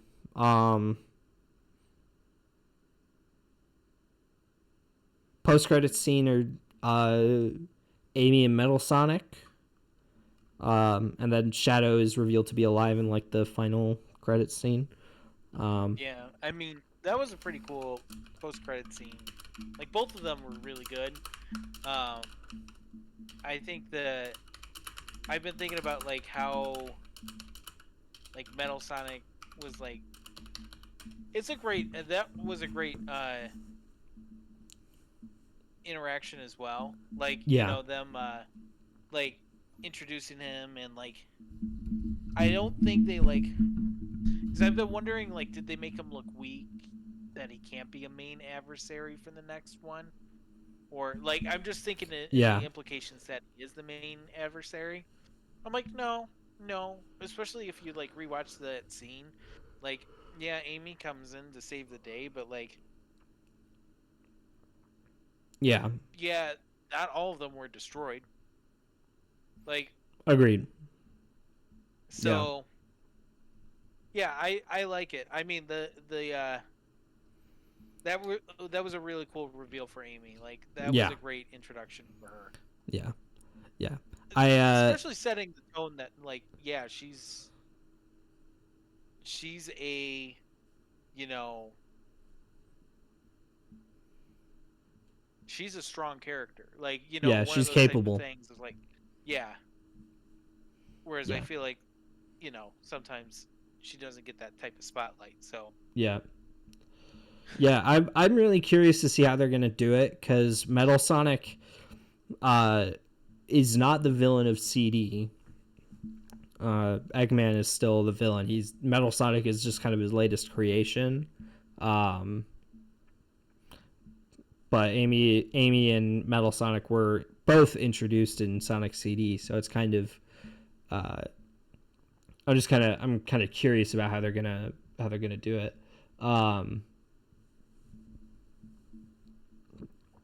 And then yep.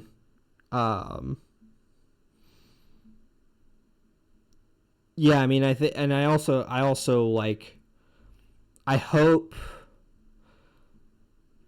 I not to take away from Amy, but I hope it's not just Amy.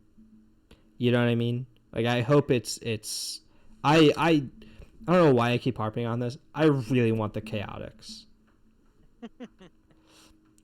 I know Like they'll come. I think I know. like I think they will come. I think they'll all come in at once. Yeah. No, they have to all show up at once. Like it's not the Chaotix if it's not all three of them. I would imagine.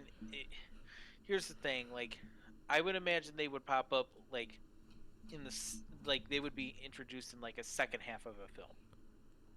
Like, sure. And then become like a main reoccurring character. I don't think they would be like a setup.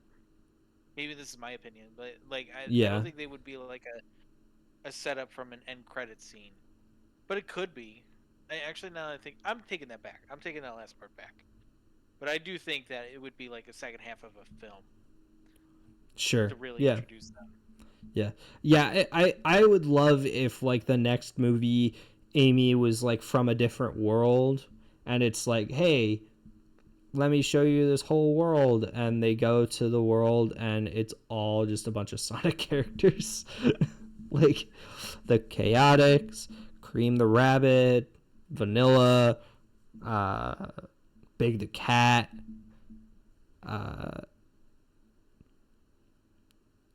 yeah. Anyways,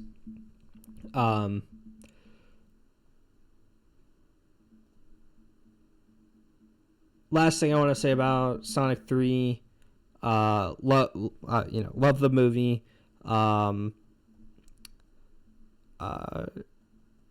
Shadow being alive. Idris Elba wants to do a Shadow and Knuckles series. I'm so down. Put Wade Whipple in it. I can see that. I can see all that. That'd be pretty funny. I still like. I'm full on. Let's get a direct adaptation of Shadow 05. I'm okay with that too. I'm okay with that too. Just don't make him lose his memories, right? Because he's already, he already has the angle of like he doesn't know what he is. Here's what I'm gonna do. Maybe not the next podcast, but maybe in one of the next few podcasts, I'll come in and I'm gonna pitch you Shadow 05. Shadow 05 the movie. Yeah. Okay. Yeah, it's a movie. It won't be a series. Okay. I feel like this is the only time you could pull this off. Yeah. Right now. It's weird that I have to be convinced. Yeah. That is pretty funny, actually.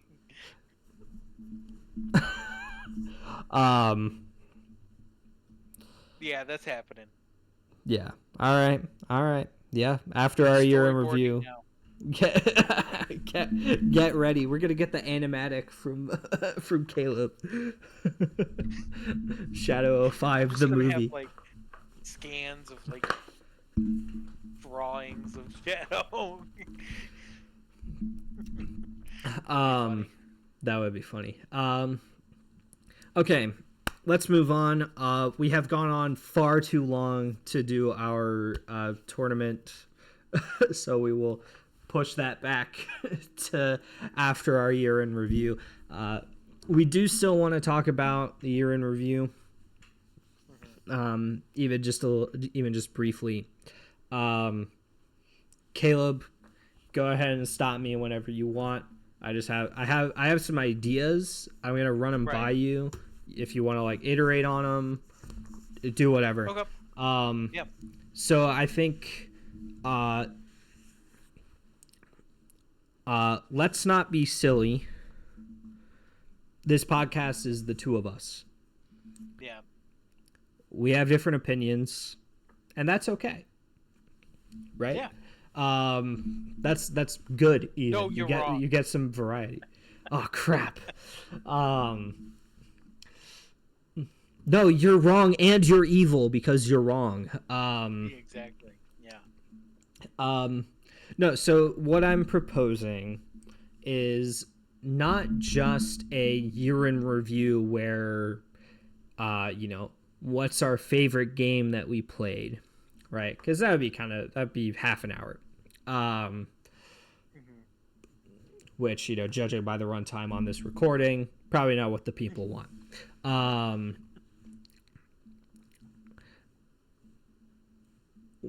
So I think we should come up with some categories, and we should pick our favorites from those categories for the year.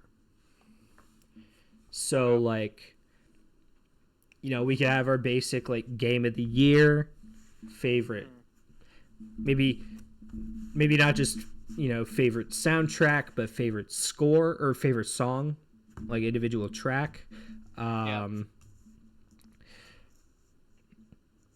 We could have, like, what is our favorite book club game that we played? What is our favorite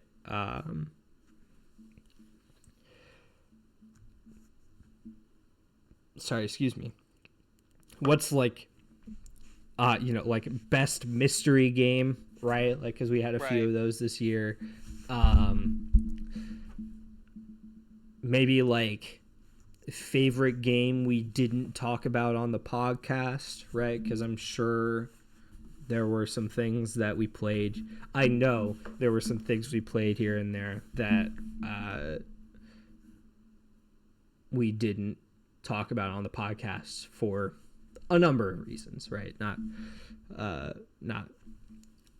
the least of which being we ran out of time. Because Lord knows I would have talked about Astrobot at some point.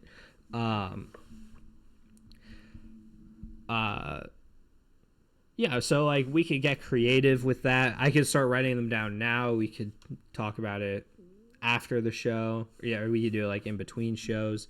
But I think we should also like come prepared, right? Like we should have our lists.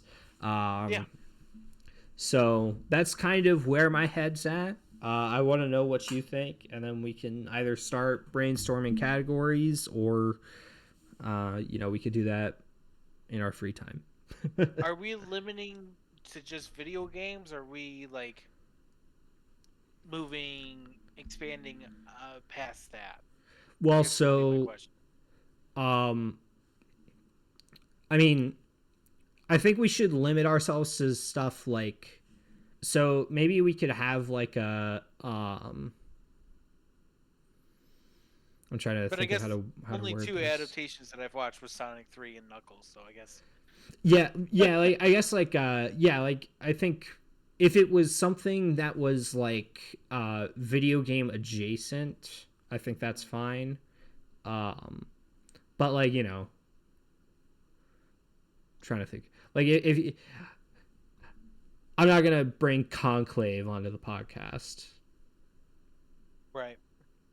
I really liked Conclave. I quite enjoyed my time watching it, but I don't think it like makes sense if that. I don't think it like. I get it. I get you. I think I'm trying to figure out a way to like word this that is at all. I think like we could maybe have like a category that's like favorite non-topical thing from this year, right? Like, it could be like Conclave, or some like a Disney movie or that you saw or something like that, where it's not like Deadpool and Wolverine. I think could make like an appearance in that kind of category, right? So yeah, I think that's kind of where my head's at. If you have any like changes you want to make to that general plan or anything like that, I'm totally open to it. But I think what we do is I think we should limit it to probably 5 categories. Like, I don't think we should do too many, because I think we got some opinions on what it is, like what we choose. Okay, sure. And then like having to alternate between us two might take up that runtime. Yeah, So that makes I sense. think That makes as far sense. as pacing wise, it might be just limited. Hey, what's like you and I was like in the next few weeks, like throw in like our possible category choices, and then kind of like you and I will like vote on Eliminate. them, Yeah, that makes sense. and then we'll create a solid plan. Yeah, that I like that. I like that idea. All right, there's our plan. Look forward to the next episode where we go over our 2024 in review. Again, I think I've said this before, but it's not going to be just stuff that came out in 2024, right? Oh yeah. That's going to be a very large part of it, I imagine. But Well, I mean, for me, mostly I played stuff that was outside of 2024. yeah, That was kind of the point of this year. yeah. So No, I totally agree. So I think yeah, it's gonna be it's gonna be both, right? It's gonna be I think actually we kind of had opposite years where I played like a lot of stuff that came out in yeah, you did. 2024, and you mostly delved into your backlog. So we're gonna have kind of differing not opinions necessarily, but just like, well, and there is the Final Fantasy VII Rebirth Oh yeah. factor, right? Like that's the one thing that's going to be kind of a constant. So Yeah. yeah, yeah. Caleb, do you have anything else you wanted to mention? Anything further you wanted to say? You know, I teased on the last podcast I'm cooking something. I didn't know if it was going to happen. This time I know it's going to happen. I'm really excited for it. But you just got to wait one more episode. So I'm not gonna ask you what it is. I'm just gonna ask for a reminder. This is a podcast related thing, right? Oh yeah, absolutely. Okay. I am deeply curious, as are I'm sure our listeners. But I just want to emphasize, like, I literally have no idea what this could be. Like, I am at a loss for, like, Caleb hasn't said anything to me. He hasn't given me a hint, right? I'm not gonna ask for a hint, but he hasn't given me one. If I give a hint, I will reveal it. Yeah, which yeah, no, that No makes way around. that makes perfect sense. I have some guesses, but I don't have any idea. I literally don't know. So like, we are going to find out together. I just want to emphasize that. So like, how mysterious he has been about this. So yeah, I'm looking forward to that. Make sure you tune in to our year in review. And then, after our year in review, that concludes season 1. So this is kind of the pre-season finale, or however they call it, whatever they call it. It's like it's a penultimate episode, kind of is how it shakes out. So yeah, that'll be kind of the end, and then season 2 will be back and better than ever. But for now, thank you so much for listening, and I'm sorry I liked that.